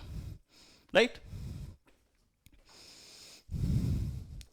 एक और सवाल 1 मार्कर क्या है देखो, 13th क्वेश्चन है x is equal to 2 sine square theta, y is equal to 2 cos square theta, then find x plus y। आप लिख सकते हो according to question, x plus y will be equal to 2 sin square theta plus 2 cos square theta plus 1। यहां पे लिख दो by substituting the value from question, by substituting the value of x and y from the question। या आप ये नहीं लिखना चाहते हो, आप लिख सकते हो given x is equal to this, y is equal to this. लिखो, it would be very helpful because people with love your notebook, right. और उसके बाद आप कह सकते हो right hand side is equal to 2 sine square theta plus cos square theta plus 1। अब क्या करते हैं बच्चे, अब सीधे आंसर लिख देते हैं, नहीं, अब आप यहां लिख सकते हो 2 इंटू 1 प्लस 1, और यहां पे एज वी नो,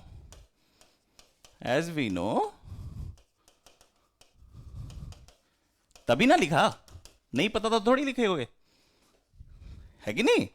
तो बस लिखो एज वी नो, कंजूसी क्यों करना, यू विल गेट 3 आंसर। पूरा काटेगा ही नहीं। मान लो पता है ऐसा क्यों करना है शुरू में, क्योंकि हो सकता है आगे थोड़ी बहुत अगर चूक भी हो जाएगी ना, एग्जामिनर आपके लिए, आपने पटा लिया एग्जामिनर को शुरू में ही, स्टार्ट ऑफ द पेपर में ही आपने अपने एग्जामिनर को पटा लिया है, he will be super happy to check your copy, क्योंकि उसको टाइम ही नहीं लगा आपकी कॉपी चेक करने में। और खुदा ना खास्ता उस दिन अगर आपके एग्जामिनर की लड़ाई उसकी बीवी के साथ हो चुकी है तो ये उसका मूड ठीक भी कर सकता है आपकी कॉपी, और आपकी कॉपी उसकी मूड फर्दर खराब भी कर सकता है, राइट। ओके, केस स्टडी में बच्चे अक्सर क्या करते हैं, आंसर ABCD लिख के आ जाते हैं, but that is not a very right way. Case study को ना, before attempting the option, before attempting the MCQ, try to write all the information which has been given in the case study, ठीक है। There would be many information which will not be used, and there would be few information which would be used. Doesn't matter whether the information has been used or not. तुम लिख सकते हो according to the passage, according to the passage, given conditions, given information, and then you can create a table and write all the information. Write all the information. This will again won't fetch your mark, but it will create a impression that you are a very, very organized person, right? So this is what it is going to help you, right? अब आते हैं questions में। पहला question क्या है? अच्छा, question read जरूर करो, आप लोगों की रीडिंग की हैबिट बड़ी खराब होती है, और मैथ्स में तो आप बिल्कुल भी रीड करना पसंद नहीं करते। तो मैथ्स में आपको रीडिंग करने का बहुत ज़्यादा टेक्स्ट भी नहीं होता है, तो कहीं ना कहीं आपकी साइंस और सोशल साइंस की NCERT बुक की टेक्स्ट अच्छी होती है, बहुत अच्छी होती है, इतनी अच्छी होती है कि UPSC एग्जाम आपकी NCERT टेक्स्ट बुक से क्वेश्चन सीधे उठाता है। तो मतलब इतनी अच्छी टेक्स्ट होती है कि आपके IAS ऑफिसर उस टेक्स्ट को पढ़ के बनते हैं। तो कहीं ना कहीं उस पर हमें टाइम देना चाहिए, उसको अच्छे से रीड करना चाहिए। इनफैक्ट मैथ्स में भी काफ़ी कॉन्टेक्स्ट लिखे होते हैं जहाँ पे आपको हिस्टोरिकल इवोल्यूशंस और मैथमेटिशियंस के बारे में बताया जाता है, रिसर्चर्स के बारे में बताया जाता है। तो रीडिंग हैबिट इसलिए इंपॉर्टेंट नहीं है कि रीडिंग हैबिट का क्वेश्चन आएगा, लेकिन आपके जब भी सवाल आएंगे अगर बहुत ज़्यादा वर्ड्स लिखा हुआ है तो आप घबरा जाते हो, क्योंकि आपकी रीडिंग कैपेसिटी वीक होती है। तो always work on your reading capacity as well. Now when you look here, you have your parabola. A parabola is a graph that results from px ax square plus bx plus c. Which information? This information you already know from your textbook. तो case study में भी information out of the text book नहीं आएगा, ज्यादातर उसी के पे आधारित पे आएगा। उसने कुछ ये बात की है कि parabolas are symmetric about a vertical line, उसके लिए डायग्राम भी दे रखा है, and that axis is called axis of symmetry. The axis of symmetry runs through the maximum or minimum point of the parabola, which is called vertex. Vertex पे maximum और minimum, यहाँ पे क्या होगा? This is the minimum point, और यहाँ पे क्या होगा? That is the, तो upward parabola के लिए minimum point है vertex, और downward parabola के लिए maximum. This is a very good information, though it won't be used in the question, but it is good. But it's good to know some certain information, right? अब question क्या है? If the highway, अच्छा ये highway का भी देखा रखा है शेप, ठीक है, application of parabola highway. If the highway overpass is represented by, देखो आपको क्या दे रखा है, हाईवे का इक्वेशन दे रखा है, then its zeros are, again it's a factorising thing, या तो डायरेक्ट फॉर्मूला लगा दो या स्प्लिटिंग टर्म, बट खुदा के वास्ते जो भी लगाओ लिख दो, हाँ लिख दो. Option A, I applied this formula, this is the answer, this is the option, correct option, right? Instead of writing 1 2 3, write what exactly you did, क्योंकि ये बबल भरने वाला एग्जाम नहीं है, it's a subjective exam, right? दूसरा सवाल, the highway overpass is represented graphically, zeros of a polynomial can be expressed graphically, number of zeros of polynomial is equal to the number of points where the graph of factual question, सीधे fact है, किसी भी polynomial का जो x axis पे कितने point cut रहे हैं, that is the number of zeros, so you can write that. Very factual question, options को पढ़ो, अच्छे से पढ़ो and choose the right answer, सीधे लिखो, this is the right answer because this is the reason. This is the reason. Graph of a quadratic polynomial. Again, it's a factual question. आप देख रहे हो फैक्ट से क्वेश्चन आ रहे हैं और क्वाड्रेटिक पॉलिनोमियल का ग्राफ होता है पैराबोला, तो इसमें आप सीधे कह दोगे पैराबोला, एलिप्स, हाइपरबोला, ये सब नहीं बोलोगे, आप सीधे बोलोगे पैराबोला. चौथा सवाल, the representation of hyperbola under highway underpass whose 1 0 is 6 and sum of the 0 is 0. Then अब देखो एक रूट दे रखा है और सम ऑफ रूट्स दे रखा है, तो दूसरा रूट निकाल दोगे ना, तो एक रूट 6 है तो दूसरा रूट -6, तो हो गया ना, x square is equal to 36. Pick the right answer. तो आप इसको लिखो, if alpha is 6 and alpha plus beta is 0 then beta is -6, बस. So product of root is -30, sum of root is 0. So x square minus 0x minus 36, which is x square minus 36 equal to 0. ये सब तभी लोग नहीं लिखते जिसको पता नहीं होता है, और ऐसे ही आंसर पता चल जाता है कि यही होगा. ठीक है. ई पार्ट 4 ही करना होता है, 4 करेंगे आगे बढ़ेंगे. अगर किसी में भी फंस गए तो 5वें में पहुंचेंगे. 5वां क्या है, नंबर या कोई भी डाइस ही लगे फर्स्ट 4 क्वेश्चंस में तो आप 5th क्वेश्चन पिक कर सकते हैं. The number of zeros that polynomial can have is. अब देखो ये इंटरेस्टिंग सवाल है, 5 सवाल में थोड़ा सा मैं कहूंगा ये सबसे अच्छा सवाल है. ओके, तो अगर आप इसको देखोगे, यहां पे ध्यान दो, ये देखोगे ये x माइनस 2 का होल स्क्वायर प्लस 4, ये एक पॉजिटिव क्वांटिटी होगा कि नहीं होगा? It would always be greater than और इक्वल टू 0, और इट इज ग्रेटर देन 0. तो क्या ये कभी 0 होगा? It will always be greater than 0. तो क्या इसके जीरोस एग्जिस्ट करेंगे? नो. तो आप क्या कहोगे? दूसरा है, आप थोड़ा सा बैलगिरी भी कर सकते हैं कि इसको पूरा खोल दिया और डिस्क्रिमिनेंट लेस देन 0 दिखा दिया, वो भी कर सकते हो, ये भी कर सकते हो, दोनों काम सही है. तो आपको ये समझ में आ गया कि केस स्टडी और 1 मार्कर में क्या करना है, राइट. अब आपके सामने 2 मार्कर है ना, ये 2 मार्कर सवाल है. देखो क्या है, दोनों में से कोई एक, दोनों ऑलमोस्ट सेम लेवल का है. दूसरा वाला पार्ट ज़्यादा मतलब बहुत छोटा है, पहला वाला पार्ट में थोड़ा सा वैल्यू पुट करना होगा, बट मोटा मोटी दोनों आसान सवाल है. तो जो भी सवाल अटेम्प्ट करो, अगर ये वाला अटेम्प्ट करोगे, so if you are saying tan A, if tan A is 3/4, if tan A is 3/4, then the triangle, then the right triangle will be, आप एक राइट ट्रायंगल बना दो यहां पे एकदम खूबसूरत सा, साफ पेंसिल लेके, है ना. If this is angle A, call it 3, call it 4. Applying Pythagoras theorem, you get 5. Therefore, sin A would be 3/5 because sin theta is opposite upon hypotenuse and cos A is 4/5. So reciprocal add करना है according to the question, 5/3 plus 5/4. समझ में आया? लिखना है. अगर दूसरा question attempt कर रहे हो तो आप लिख सकते हो root sine theta minus cos theta is 0. Rearranging the equation, rearranging the equation, √3 sine theta is equal to cos theta, dividing both side by cos theta या साइन थीटा जो भी कर दो, आप लिख सकते हो tan theta is equal to 1/√3. Just write how did you arrive to that, यहां पे लिख दो by dividing it with, so theta would be 30 degree as we know tan 30 degree is, ये सब लिखो, लिखना है.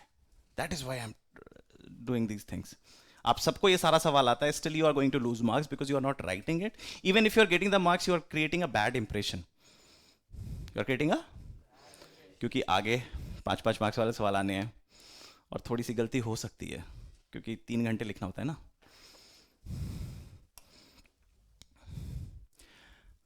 ये देखो 5 मार्कर सवाल है. अच्छा वो शायद 3 मार्कर था, राइट? हाँ, ये 5 मार्कर देखो. 3 मार्कर में तो लिखना ही होगा. 3 मार्कर में तो लिखना ही होगा. उसमें तो नंबर भी लूज करेंगे. सिर्फ अब बिहेवियर और अपीयरेंस की बात नहीं हुई, मार्क्स भी कुछ कटेंगे. अब देखो ये सवाल है. ये सिंपल सा स्ट्रीम वाला केस है. वर्ड प्रॉब्लम है. जिसकी रीडिंग कैपेसिटी अच्छी है वर्ड प्रॉब्लम को बड़े आराम से हैंडल कर देगा. तो इस क्वेश्चन को अटेम्प्ट कैसे करना है? सबसे पहले रीड करना है question. A motor boat covers a distance of 16 kilometre upstream. ध्यान रखना, 16 kilometre upstream and 24 kilometre downstream in 6 hours. ये 3 डेटा आपको दिया गया है. उसके बाद in the same time it covers a distance of 12 kilometer upstream and 36 kilometer downstream, और time same है, 6 hours. Find the speed of the boat in still water and that of the stream. आपको start कैसे करना है? आपको लिखना है let the speed of the boat in still water BV and the speed of the stream is U. आपने ये दोनों एज्यूम कर लिया. Effective speed upstream. अपस्ट्रीम में क्या होता है effective speed? When you are going V up, the U is going down, so you write V minus U. Also write the unit, kilometer per hour. Kilometer per hour. Kilometer per hour. Effective speed downstream. When you are going with the flow, it will help you, it will assist you. हो गया? Applying time is equal to distance by speed according to question. Create the equation now. Create the, पहला क्या है? 16 kilometre upstream plus 24 kilometre is equal to 6 and label it as equation 1. Whenever you are dealing with more than one equations, label the equations. Label the equation. Same way, create the second equation. Now, you don't know how to handle this because it is not a linear equation. But this equation is reducible to linear equation. Then write, assuming 1 upon V minus U as X and 1 upon V plus U as, now you got linear equation. Now solve it. Solving X is equal to this and Y is equal to this, which means V plus U is 1 upon X and V minus U is 1 upon Y, whatever the substitution was. Now V plus U is this and V minus U is this. Adding 2 and dividing by 2, V would be this. Subtracting the equation and dividing by 2, you will get U. These are the answers. This is how you are going to get the perfect 5. If you are not going to do it, you are not going to get it. Right? Simple सी बात है. तो ये चीज हमको ध्यान में रखनी है.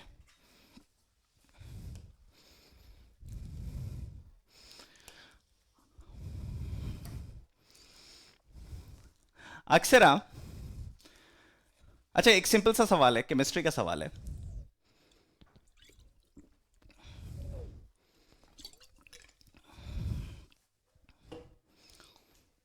अगर आग लगनी है, अगर आग लगनी है तो कौन सी 3 एलिमेंट्स चाहिए होती है? What are the 3 elements of fire? So first is सबसे पहले कंबस्टेबल सब्सटेंस और फ्यूल. Second is temperature. क्या ये दोनों से आग लग जाएगी? What you need the third one? Oxygen. So you need all the three in the right proportion in the right situation together, then only the fire would happen, right? अगर fuel नहीं है तो आग नहीं लगेगा, टेम्परेचर नहीं है तो आग नहीं लगेगा, ऑक्सीजन नहीं है तो आग नहीं लगेगा. इसी कॉन्सेप्ट से आपकी फायर फाइटिंग प्रिंसिपल भी रन करती है. कैसे? अगर आप देखते होगे जब आग लगती है तो लोग पानी फेंकते हैं. पानी क्या करता है? टेम्परेचर नीचे ले आता है. तो by removing that, by cutting of the temperature element, वो आग को बुझा देता है. या आप देखते होगे फायर एक्सटिंक्शन में कार्बन डाइऑक्साइड वाला देखते होगे. कार्बन डाइऑक्साइड जाके क्या करता है? ब्लैंकेट कर देता है.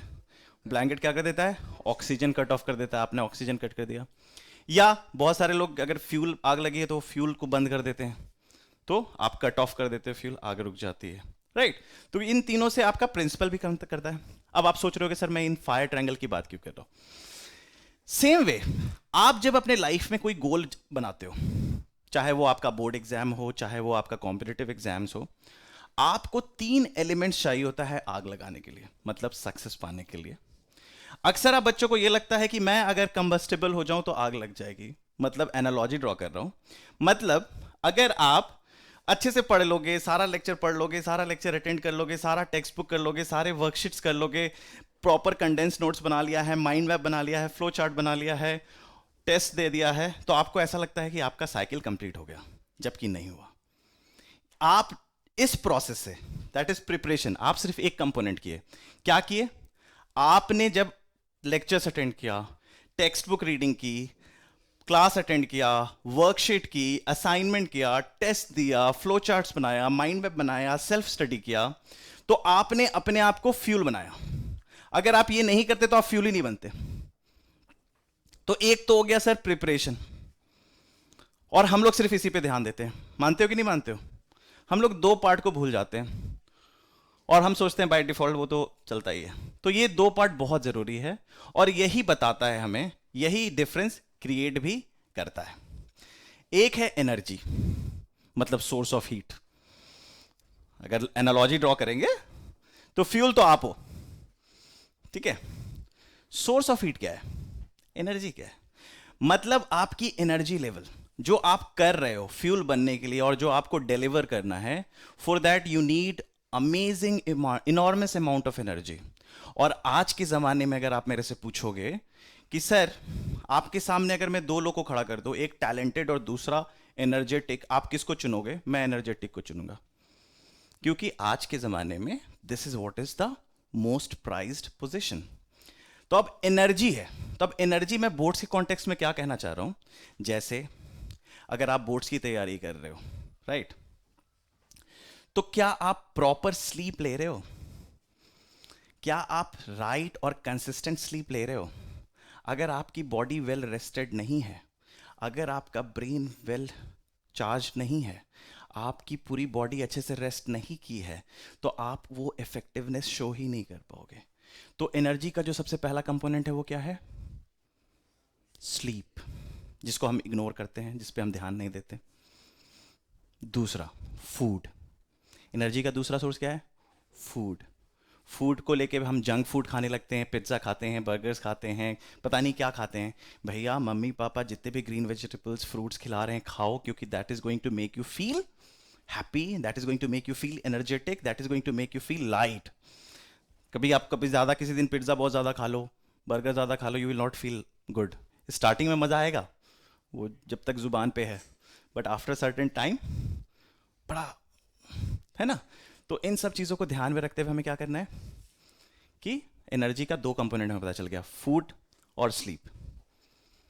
तीसरा कंपोनेंट, इस दोनों पे केयरलेस नहीं होना है, केयरलेस बिल्कुल भी नहीं होना है, क्योंकि ये आपका पार्ट ऑफ प्रिपरेशन है, पार्ट ऑफ सक्सेस है, पार्ट ऑफ जो आपने अचीव करना है. मतलब आपने ये सेशन क्यों स्टार्ट किया है? You have to maximise your score. तो मैक्सिमाइज स्कोर्स के सारे कंपोनेंट्स पता होने चाहिए. तो ये 2 कंपोनेंट भी रोल प्ले करेगा.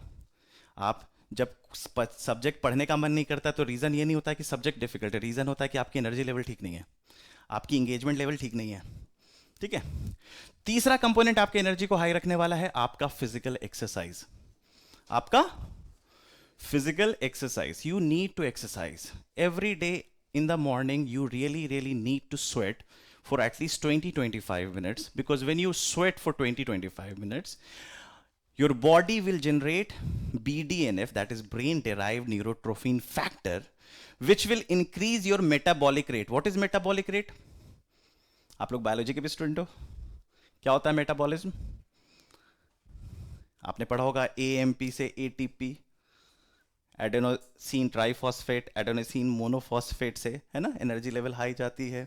तो आपकी जो मेटाबॉलिक रेट जब बढ़ती है तो आपकी बॉडी में एनर्जी जनरेशन हायर एंड पे होती है। और दूसरी जो फायदे होती हैं इस BDNF की, कि आप दिन भर में जो भी स्ट्रेस फेस करने वाले हैं, आपकी बॉडी प्रिपेयर हो जाती है उस स्ट्रेस को फॉलो करने के लिए। मतलब ऑफ कोर्स जो जर्नी है पढ़ाई करने की, बोर्ड्स के पूरे चीज़ों करने की, एक स्ट्रेसफुल जर्नी है। At the same time everyone's eyes are on you now. तो ये सारी चीज़ों को हैंडल करने के लिए you need to exercise, you need to generate energy in your body. और चौथा, बहुत सारा ऐसा लगता है बच्चों को कि बोर्ड एग्जाम है तो इंटरटेनमेंट है ही नहीं, दिन भर पढ़ रहे हैं, दिन भर पढ़े। No, you really need to spend at least 1 hour in doing physical activities which you really love, which you really like, some hobbies you need to pursue. And please, it need not to be watching mobile videos and all, right? It has to be something very concrete and very physical and very reality, very real, not virtual, right? तो ये 4 E's को आपको ध्यान, ये 4 components of energy को आपको ध्यान में रखना है: फूड, स्लीप, एक्सरसाइज, एंटरटेनमेंट। तो ये तो कंप्लीट करेगा आपका 2 कंपोनेंट। और ये जो मैं बता रहा हूं, it's not only true for board examination, for any damn thing, for any damn preparation you are getting ready, or you are making yourself ready for, right? Third is focus. Today we are living in the age of digital world, which is full of distraction, which is so removing distraction becomes one of the strong skill set. तो आपको अपने distraction को remove करना है। You have to get away from your distraction. और वो source of distractions क्या क्या हैं? सबसे बड़ा जो मिसाइल है आपके हाथ में, वो मोबाइल। वो आपको ना पल भर में कहाँ से कहाँ ले जाता है आपको पता नहीं। वो आपको इतना ज़्यादा डिस्ट्रैक्ट कर देता है, इतने ज़्यादा चीज़ों को दूरियों में ले जाता है कि आप स्ट्रेस में आ जाते हो। दूसरा, जब आप मोबाइल वर्ल्ड में घुसते हो तो और क्या दिक्कत होती है? सिर्फ ऐसा नहीं कि सिर्फ एंटरटेनमेंट की दिक्कत है, फेसबुक, व्हाट्सएप, आजकल पूरी लर्निंग, पूरी जो एकेडमिक लर्निंग हो रही है वो भी मोबाइल पे हो रही है। तो आप बोलते हो सर मैं तो पढ़ रहा हूँ, वहीं पे दूसरी गलती हो रही है। आप लोग डिफरेंट जगह डिफरेंट चीज़ें पढ़ रहे हो, और सैडली आज वो चीज़ मैं मोबाइल पे ही के थ्रू ही आप लोगों से कम्युनिकेट भी कर रहा हूँ, क्योंकि अब कोई और तरीका है नहीं। तो कहीं ना कहीं अपने आप को इस चीज़ें से दूर करो कि बहुत जगह जाके बहुत चीज़ पढ़ रहे हो। Always remember, doing 5 sources one time is much worse, and the best of the thing is doing one thing 5 times. So always repeat, always believe in the idea of repetition. तो इसलिए distraction से दूर रहना है, अपने focus पे achieve रखना है, you will be able to achieve your goal, right? अब आ जाओ, ये आपका आर्क कंप्लीट फिनिश करता है। तो ये 3 चीज़ों पे आपको ध्यान में रखना है। Practice test. प्रिपरेशन में मैंने आपको बहुत सारी बातें बताई, प्रिपरेशन स्ट्रैटेजीज में बहुत सारी बातें आपको बताई। उसमें आपको मैंने बताया कि आपका कंडेंस नोट्स होना चाहिए, आपका कंडेंस फ्लो चार्ट्स होना चाहिए, आपको अपने मेमोरी से रोज रिकॉल करना चाहिए वो सारे रिजल्ट्स। जैसा कि मैंने शुरू में वो एक्सरसाइज कराया था कि how to keep everything on tip.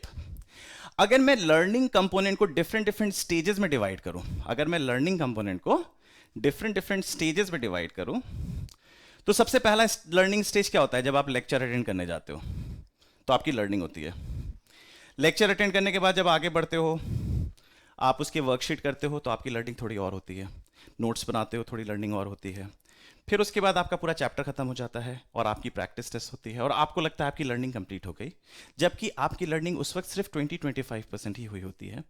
Real learning जब क्लोज होती है, जब आप एक्चुअली में एग्जाम दे रहे होते हो, जब आप एग्जाम देते हो, अक्सर आप देखते हो कि जब आप एग्जाम देने जाते हो और एग्जाम के दौरान आपको अचानक से 5-6 सवाल नहीं आ रहे होते हैं और बगल वाले दोस्त से पता चल जाता तो काम बन जाता, या जैसे एग्जाम खत्म होता है वैसे ही आप टेक्स्ट बुक देखते हो और बोलते हो अरे यार ये मेरे से गलती हो गई, तो उस वक्त लर्निंग कंप्लीट हो जाती है उस वक्त। तो ये जो लर्निंग कंप्लीट हो रही है after the exam, what is the best way to complete it before exam? Mock test और practice test, right? That is the whole idea. अब ये जो प्रैक्टिस टेस्ट है इसके क्या क्या एडवांटेजेस हैं ये पहले हम समझने की कोशिश करते हैं। आप लोगों को बोर्ड्स में 3 घंटे लिखने होते हैं, राइट? 3 घंटे शांति से बैठ के with effective mindset, with effective body, with effective efficiency 3 घंटे कंसिस्टेंटली मेंटेन करना बहुत बड़ी बात होती है, बहुत बड़ी बात होती है। हर एक बच्चे की बस की बात नहीं होती कि 3 घंटा सेम एनर्जी लेवल पे बैठ जाना। 3 घंटा, जैसे मैंने अभी सेशन स्टार्ट किया था, किस एनर्जी लेवल और डेफिनेटली ड्रॉप होगा, लेकिन सेम एनर्जी लेवल पे बैठे रहना वो कब आएगा? जब आप रेगुलर वो चीज़ करने लग जाओगे। तो सबसे पहला जो कंपोनेंट आपको प्रैक्टिस से मिलता है वो है साइमुलेशन। आपकी बॉडी साइमुलेट होने लगती है, आपकी बॉडी क्लॉक रेडी होने लगती है। और दूसरी चीज़, always try to write your test during the time when you are suppose to give your actual exam, that is 10:30 to 1:30.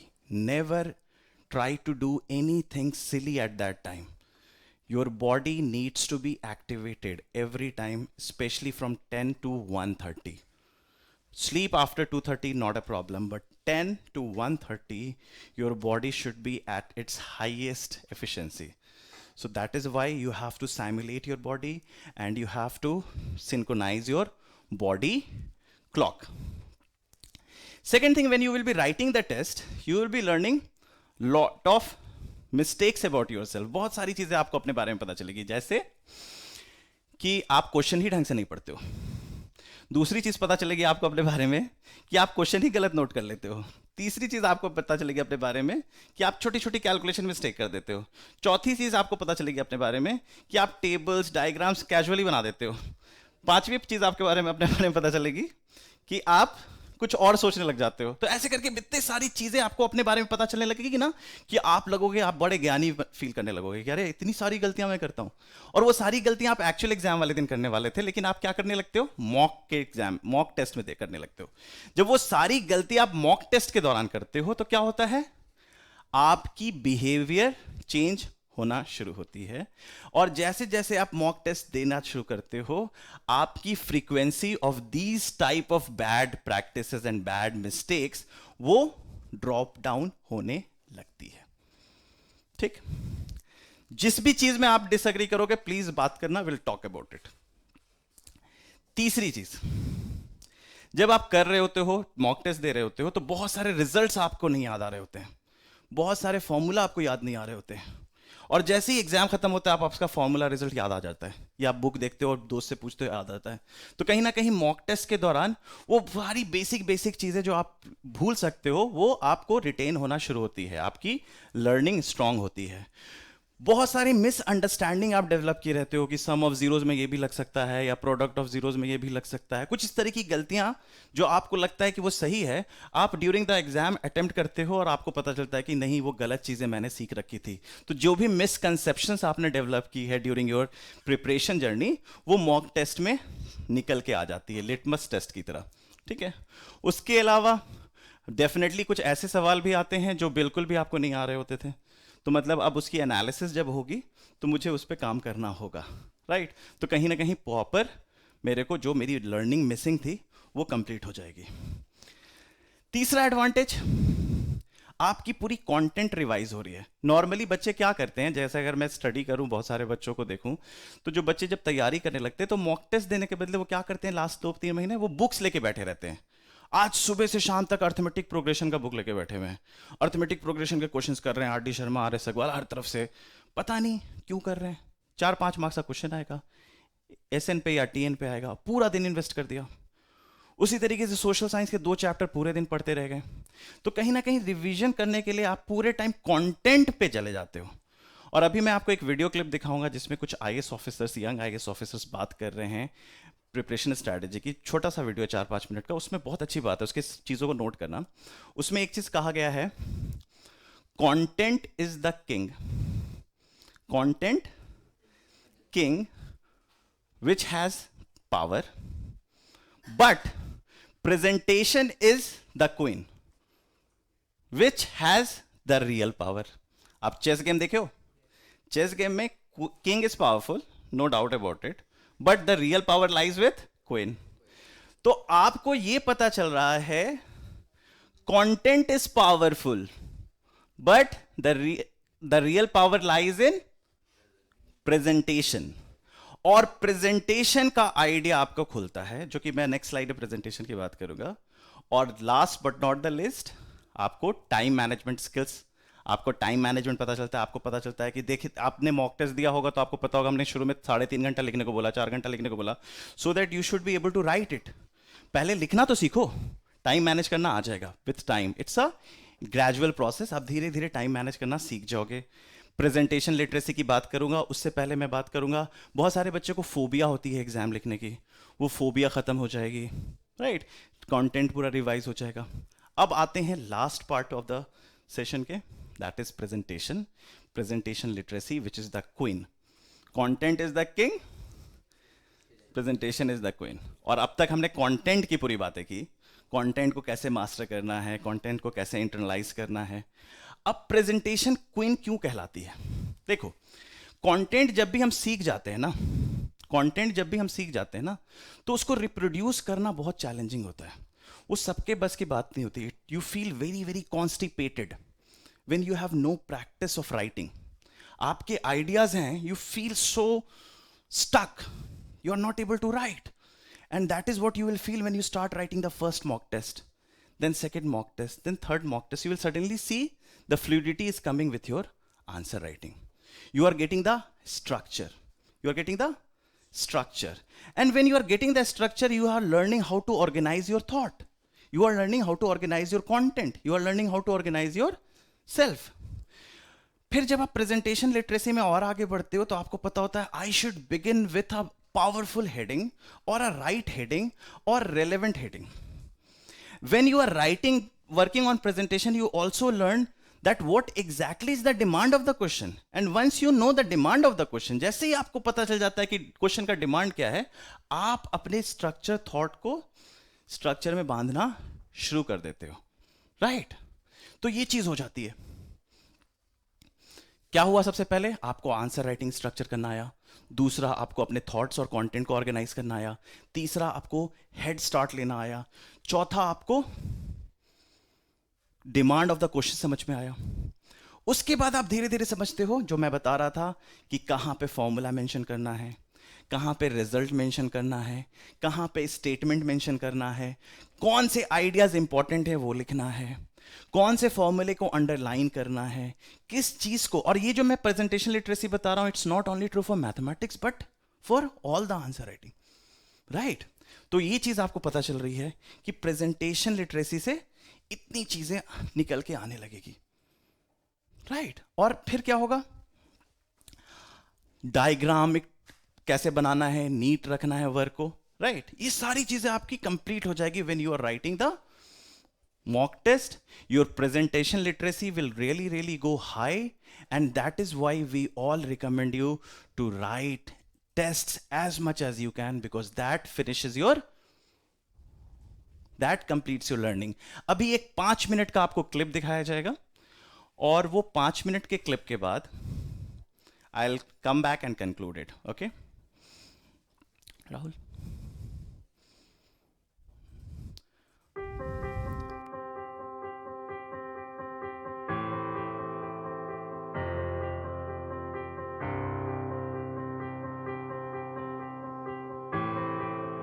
Because believing is something, if you don't believe, then you can't do it. So you have to be convinced, because you cannot lie to yourself. You must be assured that yes, I am going to clear it. One of my friends said it in a very effective manner, that this exam is a game of chess, and in the game of chess, the king is the most powerful thing, but queen has the most power. So compare it with this UPSC, the king is the content, queen is the presentation. So present your answers very effectively, and that will only happen when you do a lot of answer writing. Practice a lot. I felt like it was a wastage of time, so I left it.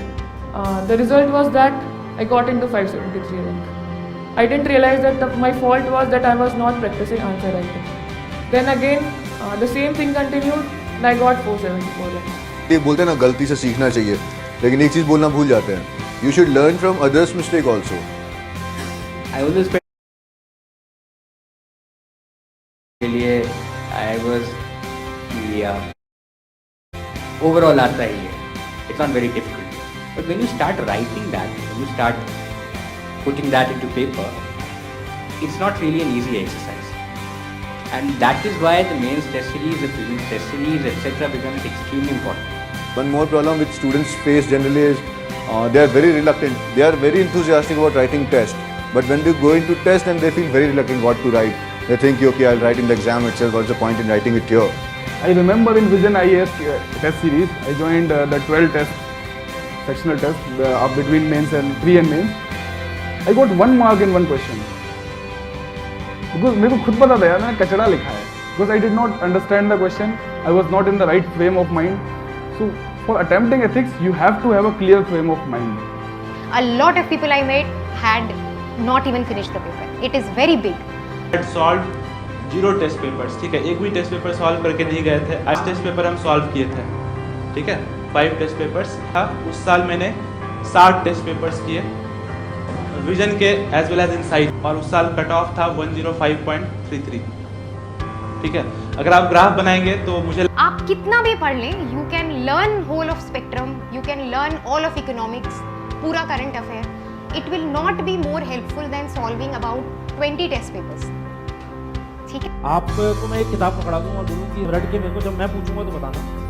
तो हो सकता है कि ऐसी काफ़ी सारी चीज़ें होंगी जो आपके दिमाग में ना जाए.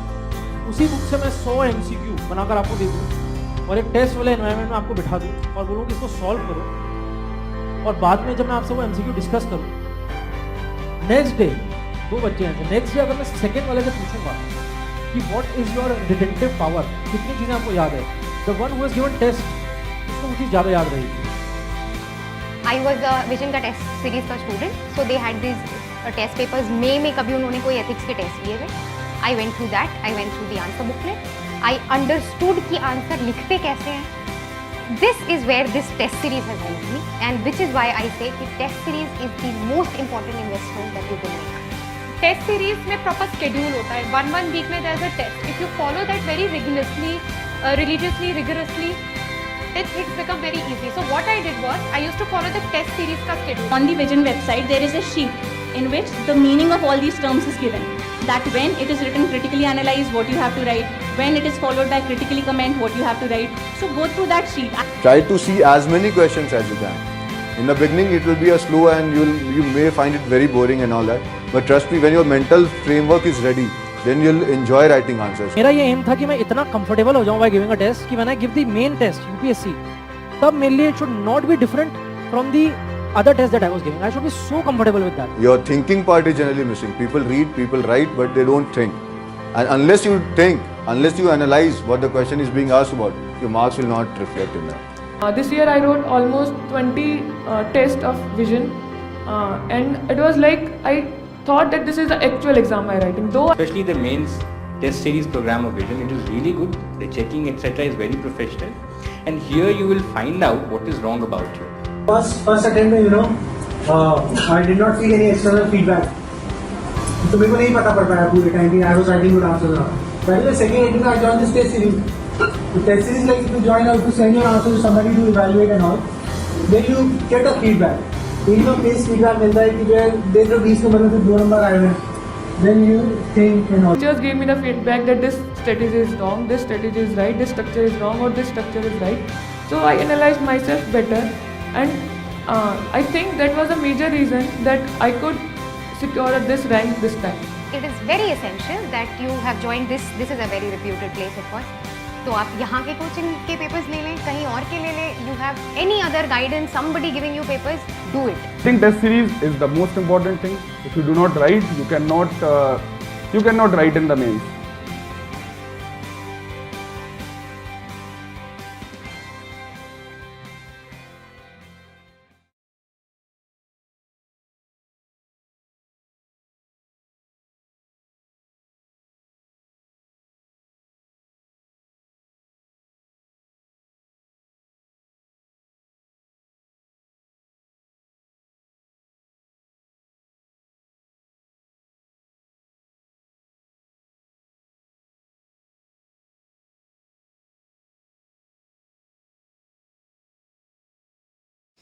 So I hope this video gives you a complete concluding remark, right? That you really need to learn from these young IAS officers, and what they are telling you about, they are simply telling one thing: write your answers, write as much as you can. It doesn't matter how many times you have read certain content or certain books. What is more important, which is going to be a bigger learning experience, that how much you are writing. How much you are writing. So start writing. I think it's a good concluding remark. So start writing. Okay. Any question anyone want to ask? Rahul, is there any question from the online students? Mostly answered. That's really good. I didn't get the time to even look what other people are asking me. So it was a very engaging session. I learned a lot by discussing these things with you, these ideas. तो मैं जब आपके साथ discuss कर रहा हूँ and I'm learning what I am delivering, तो आप सोच लो आप भी कितना कुछ सीखोगे जब आप खुद लिखोगे. Right? So all the best. We'll meet on Saturday with our another session in which we'll be talking about how to maximize score in social science. Okay, bachcho, all the best. Bye-bye. Take care.